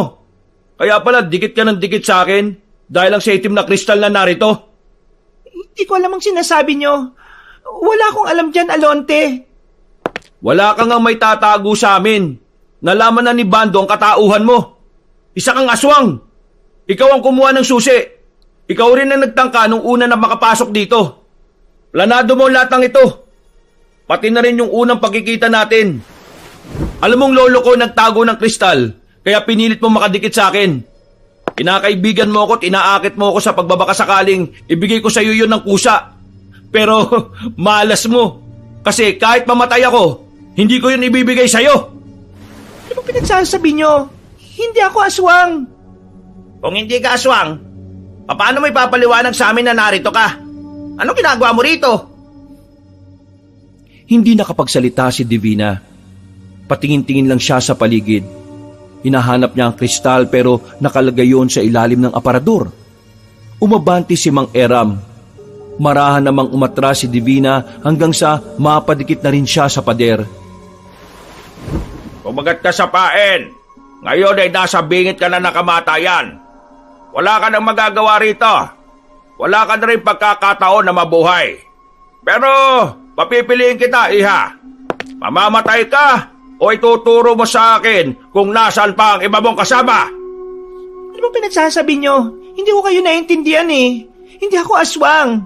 Bakit ba ayaw nyong maniwala sa akin? Hindi ka aswang? Ay sige, patunayan mo nga sa akin ngayon. Dumukot ng asin si Mang Eram sa bulsa niya at isinabo yon kay Divina. Nang tamaan sa mukha si Divina, sigaw ito ng sigaw sa hapdi. Namula ang mukha nito na parabang napaso ng mainit na tubig. Aswang ka. Hindi ka pwedeng magkaila sa akin. Alam ko ang palatandaan ng mga kagaya mo. Kaya tatanungin kita ulit. Mamamatay ka o sasabihin mo sa amin kung nasaan pa ang ibang kasamahan mo? Magaling kayo.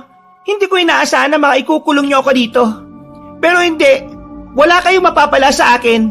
Kahit na anong gawin nyo, hindi ko sasabihin kung nasaan ang mga kasama ko. Wala namang problema, iha. Madali naman akong kausap eh. Sabi nga nila, hindi natin dapat pinipilit ang mga ayaw. Kasi, baka pumayag. Ha? Ano raw? Kaya ihanda mo ang sarili mo ngayon, iha. Ayaw ko sanang mabahiran ng dugo itong lugar ni Rigor eh.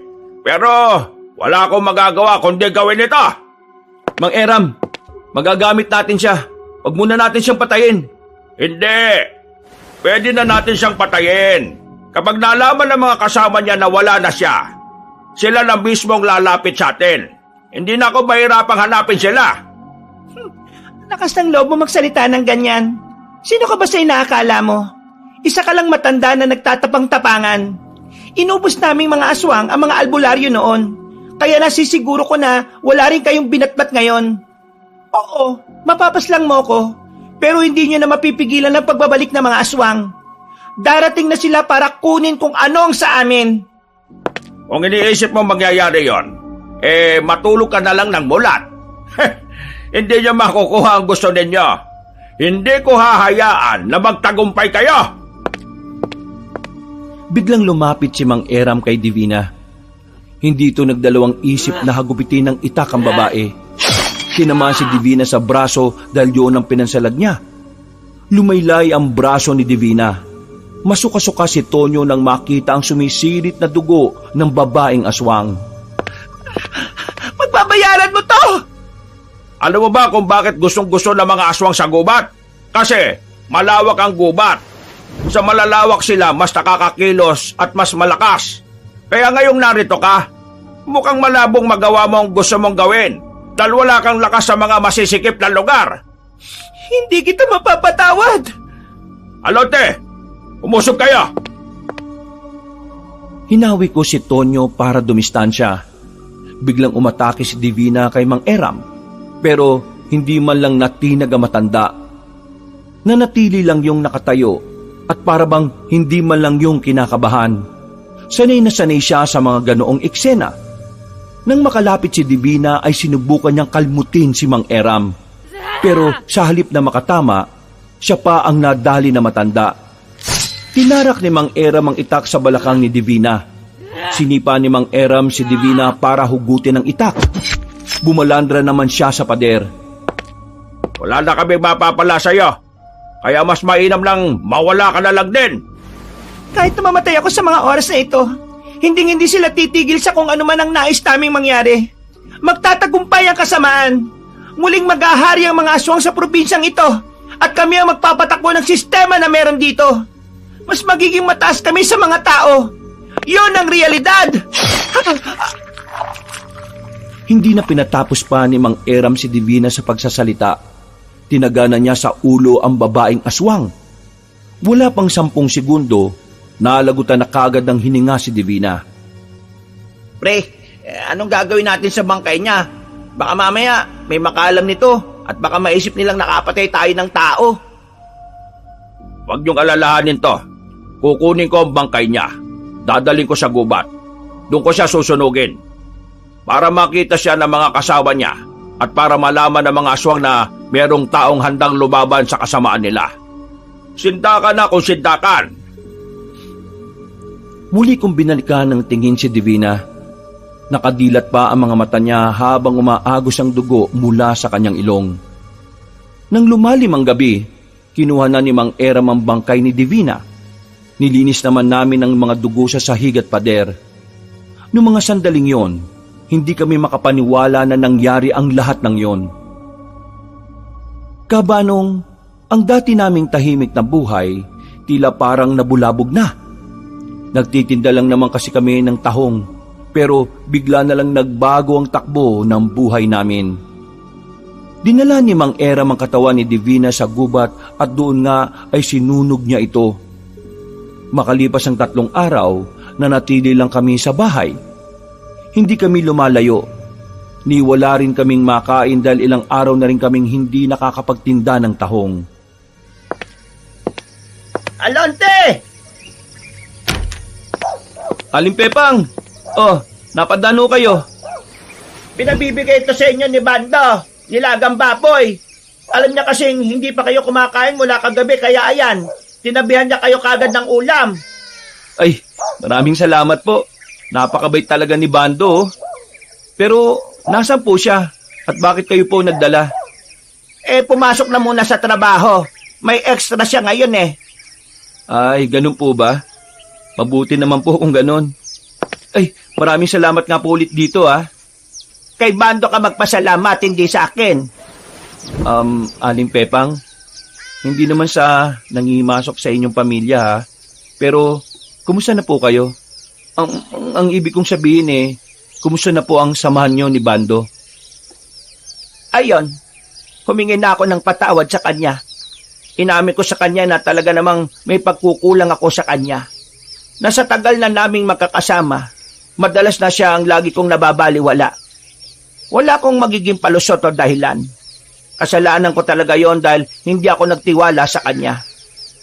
Sa sobrang pagod na ako sa buhay, hindi ko na napapansin yung mga ginagawa niyang paghihirap para sa amin. Ngayon ayos na kami. Pero hindi ko pa rin magawang tumingin sa kanya ng diretsyo. Bilang ina niya nasasaktan ako na nakikita siyang nahihirapan. Ngayon ko lang nararamdaman to kasi dati wala naman akong pakialam sa kanya. Ngayon bigla akong nagising sa katotohanan. Masakit din pala. Kaya nga ngayon, sinusubukan kong bumawi sa kanya. Yung mga kuya niya, malapit ko nang palayasin sa bahay. Pinapakilos ko na sila Buti naman yung isa nagtrabaho na. Sumama kay Bando. Masaya po kung malaman naging maayos na pala kayo ni Bando. Alam niyo po kasi, sobrang bait po kasi talaga ni Bando Kahit loko-loko yung taong yon, pagdating sa pamilya niya, malambot talaga puso niya. Siguro, masakit lang talaga siya makapagsalita. Pero, mahal na mahal kayo ni Bando. Kahit hindi niya sabihin, mararamdaman mo talaga yun Sana magtuloy-tuloy na. Ay sana talaga. Magtuloy-tuloy na. Kasi gusto ko makabawi sa anak ko Gusto kong maiparamdam sa kanya na mahalaga rin siya sa akin. At siya nga pala, Gusto ko rin magpasalamat at tumingin ng paumanhin sa mga araw na pati kayo ay nadadamay sa galit ko, ha? Pero salamat kasi kahit na ganon, sinasamahan niyo si Bando sa mga panahong mas kailangan niya ng pamilya. Sus, wala ho yun, Aling Pepang. Ang mahalaga naman sa amin, nung una pa lang maging maayos ang pamilya ninyo. At ngayong nangyayari na yon, oks na po kami ron. Nakakatuwa at may kaibigan siyang maunawain na gaya ninyo. Pero kailangan ko nang bumalik, ha? Marami pa akong labada ngayon eh. Maraming salamat ulit, ha? Opo, sige po. Maraming salamat rin ulit, Aling Pepang. Naglakad na palayo si Aling Pepang. Sa dami ng mga nangyaring masasama sa amin nung linggong yon, kahit papaano ay gumaan din ang pakiramdam namin dahil sa magandang sinabi ni Aling Pepang. Masaya kami para sa kaibigan namin dahil sa wakas, magiging maayos na rin ang pamilya nila. Makalipas ang ilang oras, sumapit na rin ang hapon. Muli kaming binalikan ni Mang Eram. May mga daladala na siyang kung ano-ano. Pumunta kami sa underground. Kinuha niya ang itim na kristal at binalot yon sa makapal na tela. Kailangan niyo ako samahan mamayang gabi. Saan po tayo pupunta, Mang Eram? Kagaya nga ng sinabi ko, kailangan mawasak ang itim na kristal sa kabilugan ng buwan. At mamaya na ang tamang pagkakataon doon. Di ba ang sabi nyo, kapag kabilugan ng buwan, mas malakas din ang mga aswang? Saan po tayo mamayang gabi? Sa lugar kung saan mas madaling makakonekta ang espiritu ng tao sa kalikasan. No raw, pre? Mamayang alas 9 ng gabi, magkita tayo sa gubat, sa harapan ng puno ng akasya. Nag-iisa lang ang akasya sa gubat kaya alam kong alam nyo naman yon. Doon natin isasagawa ang ritual at doon na natin wawasakin itong itim na kristal. Sa ngayon, iiwan ko ang kristal na itim. Alonte, ingatan mo ito. Hindi ko yan maaaring dalhin dahil alam ko ang punterya ng mga aswang. Pagsapit ng alas 7 ng gabi, umalis na kayo rito. May posibilidad na magpunta sila rito dahil alam nilang narito ang kristal. Alam niyo na ang bahay ko, hindi ba? Doon na muna kayo. Hindi nila alam yon dahil matagal na akong hindi nananatili roon. Tinandaan namin ang lahat ng sinabi ni Mang Eram. Pag-alis niya, nasa loob lang kami ng bahay habang nagbabantay ng oras. Nagiging tamang hinala pa kami sa lahat ng mga ingay na naririnig namin sa paligid. Kaunting kaluskos, kinakabahan na kami para sa kaligtasan namin. Pre, pasensya ka na ha, nadadamay ka rito. Oh, bakit ka naman humingi ng pasensya? Wala ka naman kasalanan, ha? Isa pa, kasama mo naman ako sa bahay kaya normal lang naman na samahan kita sa problemang to. Dapat kasi, nagtitinda lang tayo ng tahong Kainis kasi si Lolo no? Kung noon pa man sinabi niya na sa akin kung anong meron sa underground, di sana, nakagawa pa ako ng paraan. Tingin ko naman, mas mainam lang na hindi niya sinabi sa'yo noon. Kasi kung noon pa, nalaman mo, di hindi mo na na-enjoy ang buhay mo dati. Iniisip lang niya yung kinabukasan mo, pre. Kung sa bagay, may tama ka naman. Napabuntong hininga na lang ako at napasandal sa dingding kabanong. Makalipas ang ilang oras, sumapit na rin ang gabi. Ilang minuto bago mag-alas 7, lumabas na kami ni Tonyo. Kabadong-kabado kami. Kahit na may nakasukbit na itak sa tagiliran namin, hindi namin maiwasang hindi kabahan at matakot. Yakap-yakap ko ang bag kung saan naroon ang itim na kristal. Panay ang tingin namin sa paligid. Bawat makakasalubong naming tao, pinaghihinalaan naming aswang. Nang makarating na kami sa bandang gitna ng baryo namin na kung saan wala nang gaanong nadaan, nakasalubong na namin si Bando at ang kuya niya. Kagagaling lang nila sa trabaho. Alam na agad ni Bando ang gagawin namin kaya hindi na siya nagtanong. Magsasalita pa sana siya pero bigla na lang may umataking aswang sa amin. Pre! Sinipa ng aswang si Bando. Agad naman itong natumba. At ang kuya niya, sa halip na pumalag, kumaripas ng takbo paalis. Naiwan kaming dalawa ni Tonyo para kalabanin ng aswang na yon. Nang makita na namin ang mukha ng aswang, nakita namin na matanda na pala yon. Isang matandang lalaki na parabang kasing edad lang din ni Mang Eram. Kayo ang pumaslang sa anak kong si Divina, tama ba? Sino kayo? Ako ang ama ni Divina. Ako ang pinuno ng mga aswang. At narito ako para kunin ang dapat sa amin. Wala sa amin ang hinahanap mo. Wala! Sinong niloloko ba? Alam kong nasa ilalim yon ng bahay ninyo, kaya ibigay niyo yun sa akin. Kinuha na siya ni Mang Eram. At sinong Eram yon? Isang albularyo na tumulong sa amin. Ah, ganun ba? Sige, kaso hindi ako naniniwala eh.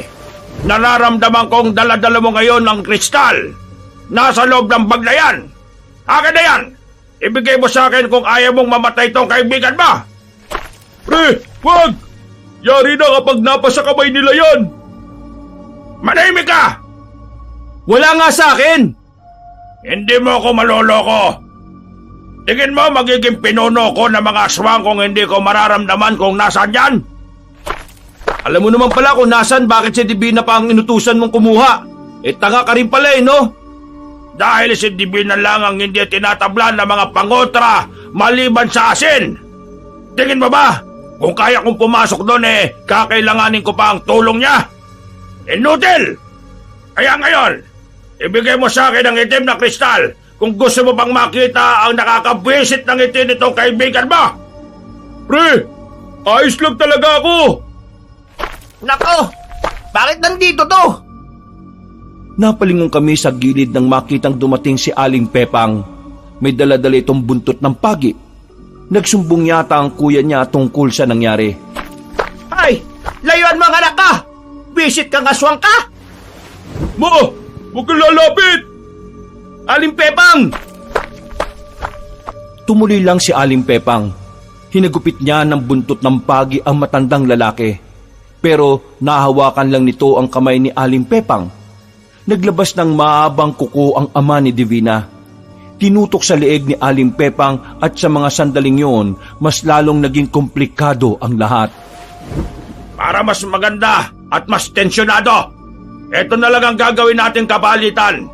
Ngayon, papipiliin kita ulit. Ibibigay mo sa akin ng kristal na itim o mamamatay ang nanay ng kaibigan mo. Hindi na nakapagsalita si Bando noong mga oras na yon.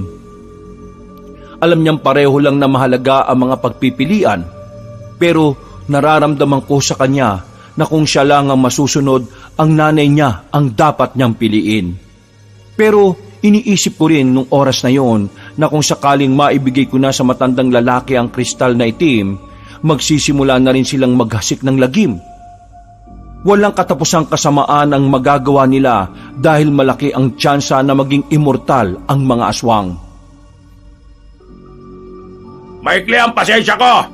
Hindi ako kagaya ng anak ko na maraming pasakalye. Kapag sinabi ko, gagawin ko yon. Kaya ito na ang huling beses na magtatanong ako. Itong matandang ito, o ibibigay nyo sa akin ang itim na kristal? Kung ano man ang sinasabi ng isang ito, huwag niyong ibibigay. Wala na akong pakialam kung ano mangyari sa akin. Matanda na ako. Kaunting buhay na lang ang meron ako sa mundo. Kaya wag niyong ibibigay ang kailangan niya. Manahimik ka! Pero ma, ngayon na nga lang tayo nagkasundo ulit Hindi ko kayang mawala ka. Bando, ang mahalaga, napatawad na natin ang isa't isa. Kaya ayos lang ako. Alagaan mo mabuti ang sarili mo, ha? Huwag mo nalang intindihin ang mga kapatid mo. Hayaan mo silang matuto sa mga sarili nila. Ang dami niyong dada! Papatayin ko na to! Sandali lang! Ano? Ibibigay mo na ba sa akin ang kailangan ko? Ibibigay ko ng itim na kristal. Pero bitiwan mo muna si Aling Pepang. Anong akala mo sa akin, tanga? Hindi ako ipinanganak kahapon, iho. Ibigay mo sa akin ang itim na kristal. Saka ako bibitiwan ng matandang ito. Wala akong tiwala sa iyo Mas lalong wala akong tiwala sa isang tao na isa sa mga pumatay sa anak ko. Alante, Wag! Ang ibibigay! Manahimik ka! Visit ka! Pre, anong gagawin natin? Baka mamatay si Aling Pepang. Inuubos mo talaga ang pasensya ko, bata! Tutuluyan ko na to! Wag! Eto na!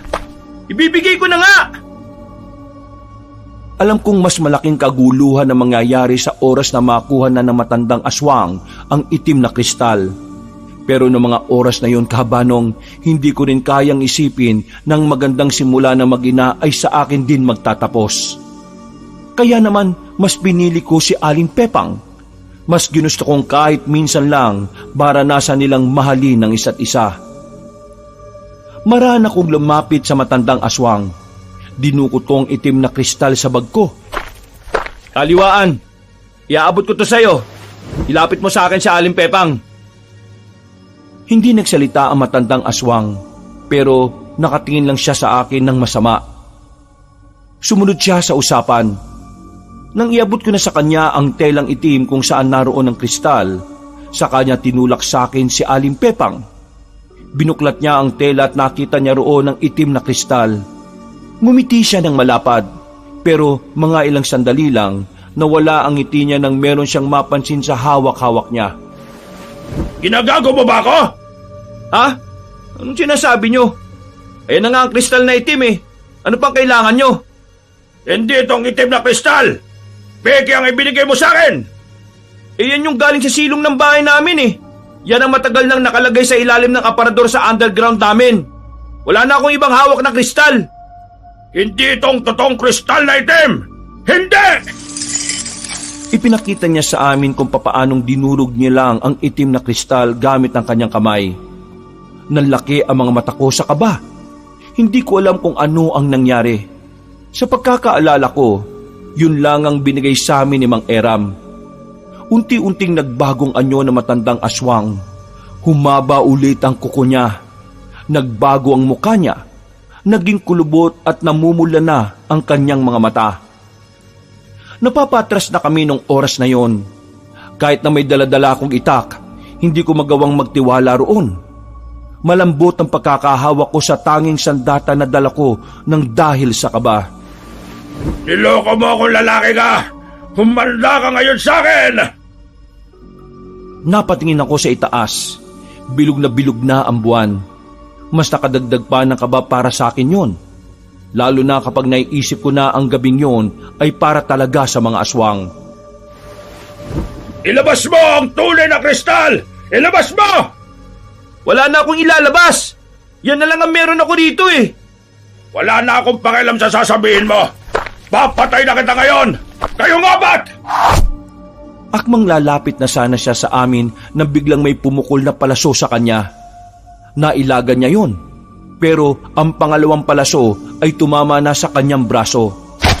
Dahil doon, napatras siya at hinanap niya kung saan nagmumula ang tumira ng palaso. Sa gilid, doon namin nakita si Mang Eram. Kalmado, mahinahon at tila normal lang para sa kanya ang nangyayari. Ha? Sino ka? Ako ang kasamahan ng mga albularyong pinaslang nyo noon. Hindi ka magtatagumpay ngayon. Hindi matutupad ang pangarap niyong maging immortal. Muling pinukulan ni Mang Eram ng palaso ang aswang.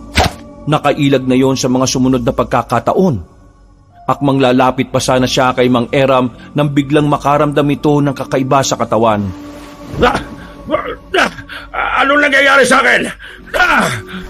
Hindi ka na makakagalaw ng maayos kaya mas madali na kitang mapapasla ngayon. Tila bagsak ang kalahating katawan ng aswang.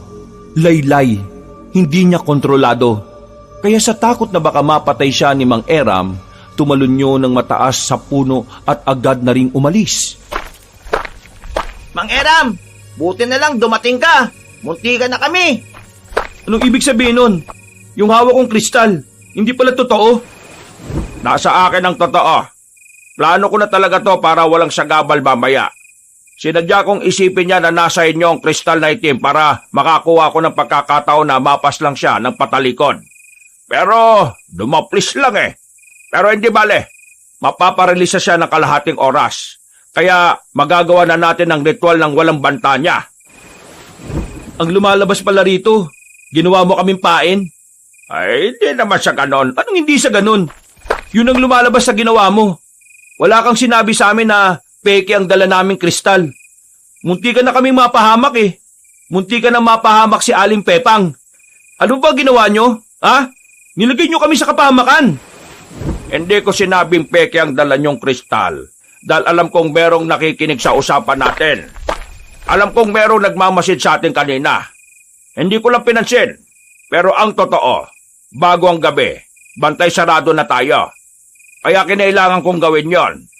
Hindi ko rin naman inaasahan na magbabago ang plano eh.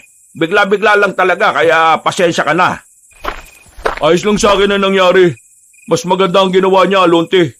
Ang malaga naman ngayon ligtas ang nanay ko. Ligtas tayo. Wala na tayong oras para magtalo. Kailangan nyo na ako samahan sa kagubatan para masimulan ko na ang ritual. Mga pre, mauna na kayo. Sisiguraduhin ko lang na ligtas ang nanay ko. Sige na, susunod ako sa inyo. Ma, tara na. Kahit nabatid pa ko kay Mang Eram no mga sandaling yon, Kabanong, sumama na lang din ako. Mas inisip ko na lang yung ritual na gagawin niya. Nagmamadali kaming makapunta sa gubat. Umupo na rin kami sa harapan ng punong akasya. Nakahanda na ang lahat ng mga gagamitin niya. Kalahating oras lang ay tatagal ng pagiging paralisado ng katawan ng aswang na yon. Kailangan matapos ko kagad ito. Anong gagawin namin? Kailangan nyo lang akong bantayan. Sa oras na may maramdaman kayong aswang, gawin nyo ang lahat para hindi siya makalapit sa akin. Gawin nyo ang lahat para hindi ako maabala sa gagawin ko. Sinasabi mong kakalabanin namin ng mga aswang na magtatangkang makalapit dito? Oo, ganun na nga. At tingin mo talaga kakayanin namin? Kailangan nyo kayanin. Pambihira naman Hindi naman kami biyasa sa pagpatay ng aswang eh. Ipagdasal nyo na lang na sana hindi nila maramdaman na narito tayo. Sige na, kailangan ko nang simulan nito. Umupo na si Mang Eram sa gitna ng mga kandila. Ang mga kandilang misteryosong hindi namamatay kahit na mahanginan sa kagubatan. Sinunod namin ang sinabi niya. Tahimik lang kaming nagbantay habang siya nagsisimula ng ritwala ng kristal na itim na nakalagay sa ibabaw ng malaking sangkalan. Pre, nakaka-15 minutos na tayong narito Mga nasa 10 minuto na lang siguro, mawawala na yung pagiging paralisado ng aswang kanina. Kailangang matapos na ni Mang Eram yan. Magtiwala lang tayo. Hanggat wala pang aswang na nakakadiskubre na narito tayo, hindi tayo dapat mangamba. Kaso kinakabahan ako, pre. Paano kung maabutan nila tayo rito? Tayo ang lalaban sa kanila. Hindi ko sigurado kung kaya natin protektahan yung matandang yan. Napalingon kami ulit kay Mang Eram na abalang nagsasalita ng kung ano-anong lingwahe. Wala kaming maintindihan sa kanya. Napansin na lang din namin na merong dugong tumutulo mula sa ilong niya. At ang mga kandila ay misteryosong mabilis na natutunaw. Hindi ko alam kung anong ginagawa niya. Basta kung ano man ang ritual na yan, sana matapos na siya. Sana... Bigla na lang sumakit ang ulo ko noong mga sandaling yon, Kabanong. Napahawak na lang ako sa puno. Ganun na ganun ang nararamdaman ko nung nagkaroon ako ng pangitain. Uy, pre! Anong nangyayari sa'yo? Pre, sobrang sakit ng ulo ko. Nahihilo ako. Mabira naman Ano? Dalawa kayong aasikasuhin ko. Diyos ko naman, pre Ano ba naman yan? Bigla na lang nagdilim ang paningin ko, Kabanong. May sumulpot na pangitain. Isang pangyayari na kung saan meron daw isa sa amin ang mamamatay. Isang kailangang magsakripisyo at base sa nakita ko, hindi ako yon. Nang mawala na ang pangitain na yon, napaupo ako. Hindi ako nawala ng malay, pero hilong-hilo ako. Ano? Ayos ka na ba? Uy, pre! Naririnig mo ba ako? Ha? Oo. Ayos lang ako, pre. Pero, nahihilo ako Oh, ano nangyari? Buti naman dumating ka. Itong si Alonte, bigla na lang nahilo. Mga pre, may pangitain uli ako. O ano pa ang itain? May isang magsasakripisyo sa atin. Ha? Mamamatay siya. Naalarma kami nang maramdaman na naming merong nasa paligid bukod sa amin. Nakakarinig na kami ng mga kaluskos. Mga pagakbang ng paa na tumatapak sa mga marurupok na sanga. Sinubukan kong tumayo kahit na mahilo-hilo pa ako. Pagtingin namin kay Mang Eram, hindi pa rin siya tapos sa ginagawa niya. Pre, tapos na yung kalahating oras na paralisado yung matandang aswang. Tapos parang nandito na sila lahat oh. Ano gagawin natin? Sandali lang. Hayaan niyo muna akong huminga. Okay na nga muna yung itak na yon. Magpahinga ka dyan sa gilid. Kami na muna ni Tonyong bahala rito kay Mang Eram. Hindi nagtagal, nakarinig na kami ng mga angil. Sa puntong yon, tuluyan ang nagtindigan ng mga balahibo namin. Muli kong sinubukang tumayo. Tinis ko ang sakit ng ulo ko. Kinuha ko ang itak ni Mang Eram. Kahit na anong mangyari, kailangan makatapos si Mang Eram. Patunayan natin na hindi totoo ang pangitain mo. Walang mamamatay ngayong gabi. Manda kayo. Palakas na ng palakas ang angil nila. Maya-maya pa, biglang lumitaw ang aswang sa gilid. Nakakatakot ang mga mukha nila. Mga naglalaway habang nakalabas ang mahahaba nilang dila. Ang mga kuko nila ay matatalim at nagdadala sa amin ng matinding takot. Dahil alam namin, yun ang maaring maging dahilan ng aming kamatayan. Pinalibutan namin si Mang Eram. Handang-handa na kaming makipaglaban nung mga sandaling yon nang biglang dumilat si Mang Eram at nagsalita. Ipagkaloob ang liwanag upang gapiin ang kadiliman. Ngayong gabi, ating wawakasan ang mapangahas at mapanganib na pangarap ng kasamaan. Paraiso ng langit, samahan mo kaming wasakin ang susi ng kanilang pagiging immortal. Kinuha ni Mang Eram ang daladala nitong martilyo. Malakas nitong pinalo ang kristal sa ibabaw ng sangkalan. Nawasak yun at kumislap pa ng ilang segundo. Nang mawala ang liwanag, nakita na lang namin na nakahandusay na ang mga aswang na makakalapit na sana sa amin. Wala na, tapos na. Wala na mga aswang. Wala na mga aswang ang magiging immortal. Ibig niyong sabihin, nakadepende ang buhay sa kristal? Oo. Nagulat nga ako eh. Ngayon ko lang din nalaman. Ang akala ko lang para lang ito sa pagiging immortal nila. Patay na rin kaya yung pinuno nila? Kung ito nga mga aso nga na nandito namatay bigla ng ganong kadali, di malamang wala na rin yung amo nila. Ang mahalaga ngayon wala na ang kristal. Naglakad na kami paalis sa lugar na yon, Kabanong. Nang makarating na kami sa kalsada, doon na namin nakita ang matandang aswang. Nakatayo siya sa gitna ng daan. Galit na galit at parang hinihintay niya talaga kami. Sa puntong ito, bigla na namang umandar ang kaba namin. Ang buong akala kasi namin ay natapos na ang problema namin sa mga aswang. Pero meron pa palang natira. Paano ka nabuhay kung wala na ang lahat ng aswang? Wala na ang kristal kaya dapat patay ka na rin Tingin mo kasing hina nila ako para mamatay na lang ng basta? Hindi ako magiging pinuno kung nakadepende lang ang buhay ko sa isang bagay na kayang sirain ng kalaban. Kung ganon, kakaiba ka nga talaga. Pagbabayaran mo ang ginawa mong pagsira sa itim na kristal. Umanda ka! Magsipaganda kaya!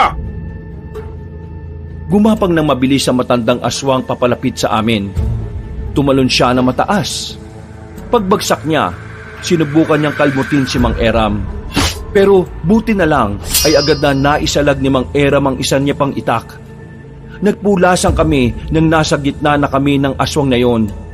Iba na ang itsura niya. Hindi na siya mukhang matanda. Hinawi niya si Mang Eram. Sa lakas niya, bumalandra agad siya sa gilid. Akmang aatake ulit doon ng aswang pero tumakbo kaming tatlo papunta sa kanya. Muli siyang lumundag palayo. Umangil ng malakas. Tumulo pa ang laway niya na parang gutom na gutom. Iligtas na ninyo ang sarili ninyo. Malakas siya. Mapapahamak lang kayo. Hindi ka namin iiwan. Ikaw naman ang mapapahama kapag umalis kami. Makinig na kayo sa akin. May mga naghihintay pa sa inyo. Sa akin, wala na. Kaya ayos lang kung sakaling mamatay ako rito.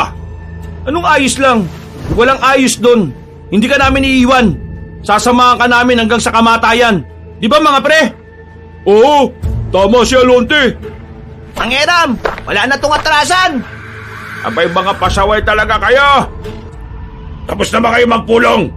Kasi sasabay-sabayin ko na kayong ihatid sa impyerno. Masyado ka maraming sinasabi. Biglang umangin ng malakas ang aswang. Sa sobrang lakas ng angil niya na nakita ang tenga namin. Hindi kami makagalaw dahil sobrang nakakabingi. Sumakit lalo ang ulo ko. Sa isang iglap lang, parang wala na talaga kaming tsansa na tapatan ng aswang na yon. Buwisit! Anong nangyari? Hindi ko na naituloy ang sinasabi ko nang maramdaman ko na lang na lumipad na ako.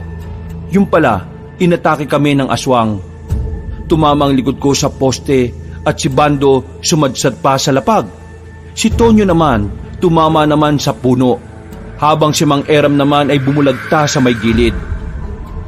Ito ang kabayaran ng inyong pagiging ambisyoso na talunin ang lahi ng mga aswang! Nagaiho, tumakas na kayo! Ako nang bahala rito! Sige na, tumakas na kayo! Nang sabihin ni Mang Eram yon, pumasok agad sa isipan ko na baka siya ang sinasabi sa pangitain ko na mamamatay para may mabuhay. Nabahala ako. Nangamba ko pero hindi ko na kaya pang tumayo. Masakit ang buong katawan ko. Masakit din ang ulo ko. Yung dalawang kaibigan ko naman ay nanatili pa ring nakahiga. Sinubukan kong tumayo pero bumagsak lang din ako. Maya-maya pa, nakita na naming nilapitan ulit ng aswang si Mang Eram. Sa mga oras na yon, nararamdaman kong tatapusin na niya ang matandang albularyo. Wag! Wag mong gawin yan! Ang mga albularyo ay salot sa mga plano ng mga aswang. Ang mga albularyo ay ang mga taong hindi na dapat mabuhay. Dahil masyado kayong pakilabero. Isusunod na kita sa mga kasamaan mong inuna ko ng ihatid sa impyerno. Hindi! Hindi ka magtatagumpay! Anong nakakatawa? Ha? Anong nakakatawa? Nakakatawa ka kasi mag-isa ka na lang. Kahit mapatay mo kami, wala ka nang kasama. Mag-isa ka na lang. Malungkot. Walang kasama. Mag-iisa kang gagawa ng paraan para maisalba mo ang sarili mo. Wala ka nang... Manahimik ka! Hindi ako naapektuhan sa mga sinasabi mo! Napatigil ang aswang na makita niyang may latang tumama sa katawan niya. Hindi pa ron natapos yun. Dumami pa ang lata na binabato sa kanya mula sa gilid-gilid. Maya-maya pa, naglabasa na ang mga tao. May mga dala silang kung ano-anong pwedeng ibato. Sige mga kasama, batuin ang aswang na yan! Salot yan sa baryo natin! Mo! Salamat naman sa Diyos! Buti na lang talaga. At tapusan mo ng aswang ka! Hindi namin inaasahan na magkakaisa ang mga tao para talunin ang aswang na yon. Pero kahit na papaano, nabuhayan kami ng loob. Habang sinasalo ng aswang ang mga binabato sa kanya, sinamantala na ni Mang Eram ang pagkakataon. Dinampot nito ang itak at saka itinarak sa aswang. Paghugot niya ng itak, agad na bumagsak ang aswang. Sumuka yun ng maraming dugo. At kalaunan, nalagutan na rin ang hininga. Tuwang-tuwa ang mga tao dahil sa pagkapanalo kontra sa mababangis na aswang. Natalo namin ang mga aswang. Nabura namin ang presensya nila sa aming lugar. At ang pagkapanalong yon ay ang naging hudyat para mas lalong magkaisa ang mga tao kontra sa masasamang elemento na gaya ng aswang. Makalipas ang isang linggo, nakabalik na rin sa normal ang lahat. Walang namatay, hindi nangyari ang pangitain ko. Dahil doon, napagtanto ko na ang mga pangitain pala na ibinibigay sa akin ay pwedeng kontrahin. Pwedeng gawa ng paraan at agapan. Pero yung kakayahan kong yon, hindi ko na nagawa ulit sa mga sumunod na buwan.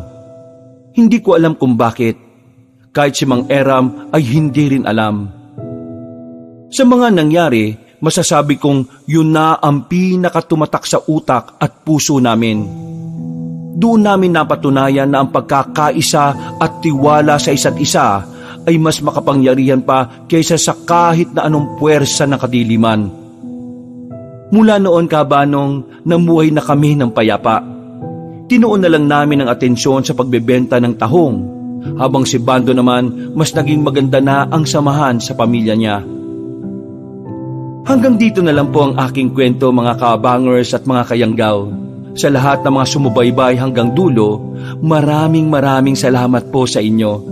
Sana ay nagustuhan nyo at nakakuha kayo ng aral kahit na papaano. Muli, ako po si Alonte at ito ang aking kwento. Pinagpalang araw sa inyong lahat. Mga kabangers, mga kayanggaw, kabanong poli, maraming salamat po sa pagsubaybay sa ating magandang kwento ngayong araw. Kung nagustuhan niyo po yung kwento natin, huwag niyo pong kalimutang mag-comment at mag-like at mag-subscribe na rin. Pero kung medyo nabitin po kayo sa kwento natin, maaari po kayong bumisita dun sa isa pang channel natin. Ang pangalan po ng channel natin na yon ay Pamela Clamil. So, bisitahin niyo po kaagad yon at huwag niyo rin pong kalimutang mag-subscribe pagka nagustuhan niyo po yung mga kwento natin doon. And also, don't forget to comment and like. So, hanggang sa muling mga kwento, wakas!